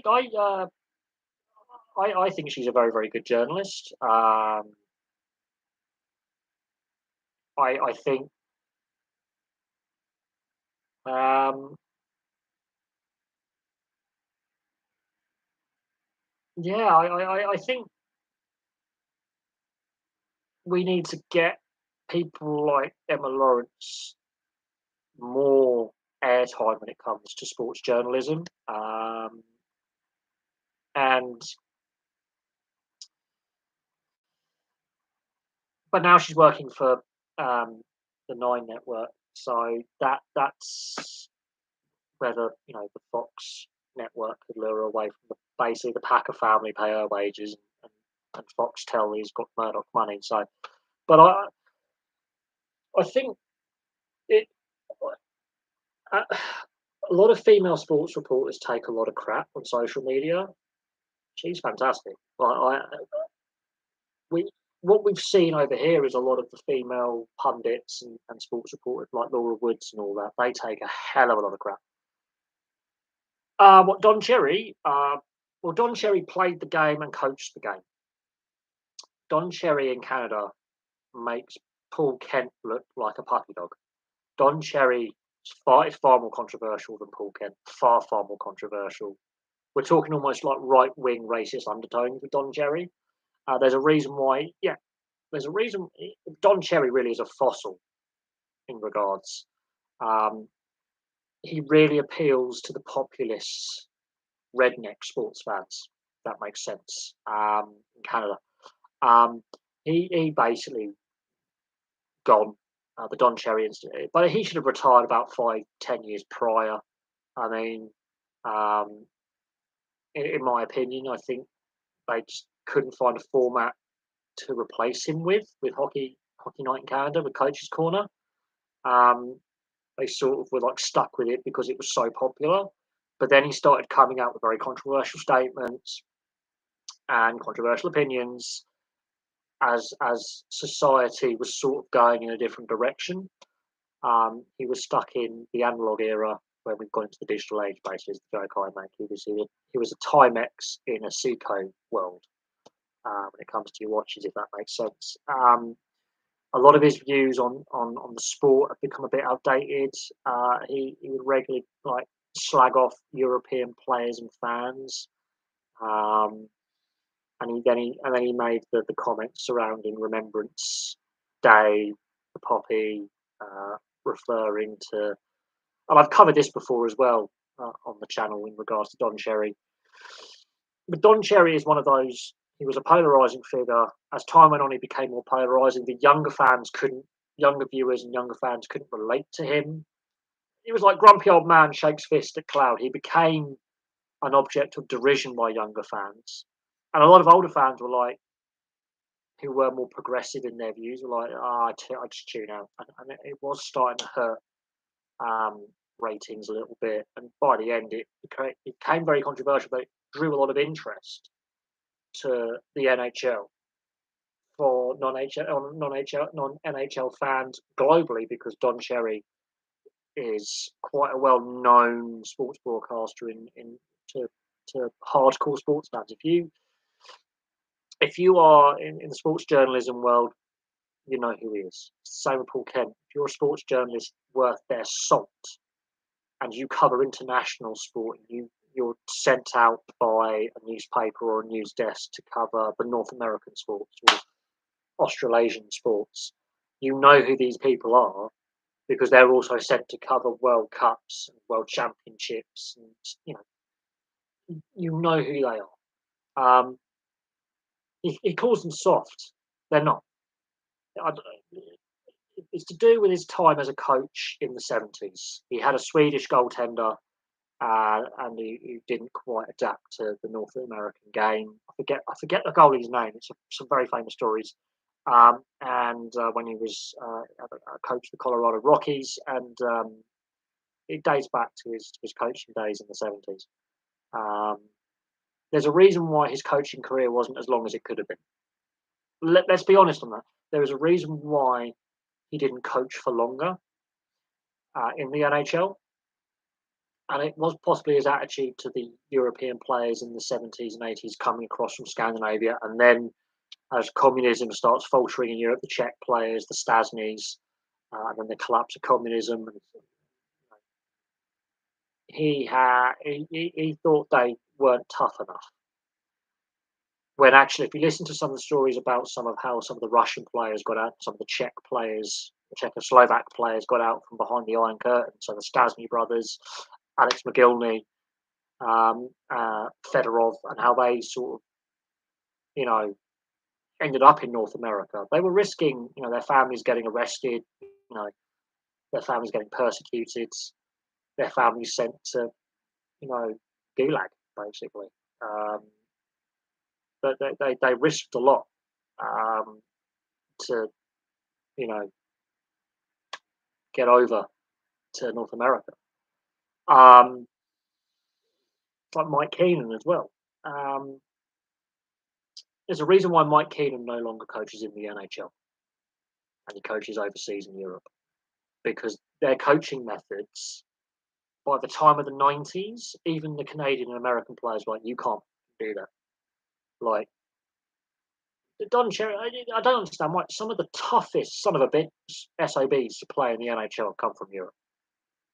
You wouldn't, like, I don't understand his dislike of European players because they've improved the skill level of the NHL more than just Gretzky and Lemieux. It's now there is proper skill. They've definitely played the game differently, but the passing's better, the speed of the game's better, the skill level's better, and it's forced the North American players to put more focus back on skill rather than just brute force. Smaller players do have a place in the game. Some of the best goaltenders come from Europe. Dominic Hasek, just put that out there, possibly the best goaltender of all time. Mic drop. Let the Brodeur and Wah fans have a meltdown, but Dominic Hasek for me, possibly the best goaltender of all time. Imagine if Dominic Hasek came over to North America when he was like 19 to 23. He came to the NHL earlier. Just let that sink in. Henrik Lundqvist came over. He might not have won a Stanley Cup, but come on, you cannot argue he's not one of the best goaltenders of all time, and should be a Hall of Fame. Like, so when we want to talk about controversial journalists or controversial presenters who may have former players, Don Cherry's up there. But at the same time, Don Cherry didn't get accused of beating up people away from the game and away outside. Didn't get accused. Apparently, away from the TV cameras and away from the locker room, you couldn't meet a nicer man. Great when it comes to veteran foundations. Great when it comes to orphanages, small town communities that need investment. Does a completely different. Whereas Paul Kent is apparently exactly the same off camera as he is on camera. There's your difference. Don Cherry might have said some controversial things on camera, but away from the game, in his personal life, apparently he's a saint. Wouldn't hurt a fly. There's your difference. Whereas Paul Kent is exactly the same on and off camera. Very feisty, fiery, aggressive individual. Now, is that because he was brought up in an inner Western Sydney suburb, which some parts of inner Western Sydney are quite rough? Is it because various reasons his upbringing? Well, I don't know. Like tough dogs win the fight. It's a dog eat dog world out there. Journalism is quite cutthroat. To get established as a journalist, you have to have that kind of bulldog terrier kind of attitude to journalism in order to make it. Maybe. But no, Paul Kent is apparently pretty much like that. Away from the cameras, away from the news desk, he's just as feisty as he is on TV. In the news desk. So there is that. Oh, bloody hell, my neighbours make a lot of noise. UK version Simon Jordan or someone else. UK. I don't think Simon Jordan is he's controversial for some of his on radio and TV views, but apparently, Simon Jordan away from the camera off the radio apparently is like Don Cherry, quite a nice individual. Um, if you're not discussing sport with him, if you're just having a, how's your day, really, apparently, the Simon Jordan is a feisty media personality, and of course, business is a cutthroat. You know, being an entrepreneur is cutthroat. Successes and failures, you have to have a certain level of competitive, dogged nature where it is a bit dog eat dog. But I wouldn't say Simon Jordan goes around punching other journalists at media days and getting on the drink a lot and having rather nasty, slangy matches with other ex-players and journalists through the media. Simon Jordan is critical of certain things.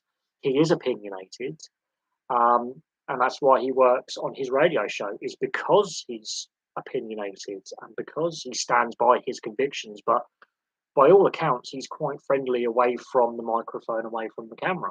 Um, outside of his media commitments, he's quite a friendly chap, but he's quite competitive because he's a businessman as well, um, and he's quite energetic in that sense. But he's there because he's got some of these views when it comes to sport and business. That's what you know he's there for. Uh, but I do think some of his arguments on the radio are quite fun, quite funny. But he's never actually gone after another individual and really gone after their family and said stuff where it's quite derogatory. Um, and people can criticise Simon Jordan. And, I'm starting to agree with Simon Jordan more and more the older I get, which is kind of troubling. And the more and more I listen to him, I'm like, actually, he's got a point here. We need to look at reform of this or reform of that, or something's gone wrong here, or But I don't agree with everything Simon Jordan says. Um, and a lot of my views he completely disagrees with. And I haven't even met the guy or spoken to the guy, but um, that's where we're at right now. That's the situation we find ourselves in. Oh, big breaking news: Carl Dubas is gone as the Leafs GM in the NHL. That is big news. Carl Dubas is out as the Leafs GM, so it proves that if you build a team by analytics alone, without thinking, so yeah, Carl Dubas gone. Um, that is insane. And now my phone's blowing up, so now I've got a load of notifications because here's a thing. I have friends apparently, and some of them I haven't got hold of for a while. So I'm going to call that a day. I'm going to figure out what's going on with Carl Dubas. Does that mean Sheldon Keefe's head coach at the Toronto Maple Leafs? Does that mean he's done? Because the Maple Leafs, well, Carl Dubas has built a very good regular season team. They've won one game in the second round since he's been GM out of how many years, and they can't. They've had these failures year after year after year since he's been GM. Since Brendan Shanahan's come in, Lou Lamoriello went, he's come in. That is massively telling because he's young. I can't see Carl Dubas going to another NHL team anytime soon because he builds teams on analytics. Character is a big thing. Without character, you cannot win titles. Skill alone doesn't win you championships. You need to have characters, you need to have grit, determination. You cannot win on analytics alone because then you're playing NHL, EA Sports NHL games. It's you need to have the characters and the team chemistry. So also, I think some of the contracts he's signed players to under the salary cap are a mess. So, but the fact that Dubas is gone, that's big. Anyway, I'm going to leave that there. Thank you very much for watching. Really appreciate all your questions. A lot of questions there. And we'll see what happens with Paul Kent because, as I say, the police want to potentially bring further charges against him. We'll see what happens now with the Maple Leafs. We'll see what happens with the European finals involving West Ham and Man City. We'll see what happens with that ongoing Man City investigation anyway, with financial fair play. A lot of things to discuss. Obviously, English Rugby Union. We'll see what happens with London Irish in the coming days. But for me, for now, thank you very much for your questions. Really appreciate it. And I'll have some more content for you very, very soon. Bye. Jazz hands. Come on.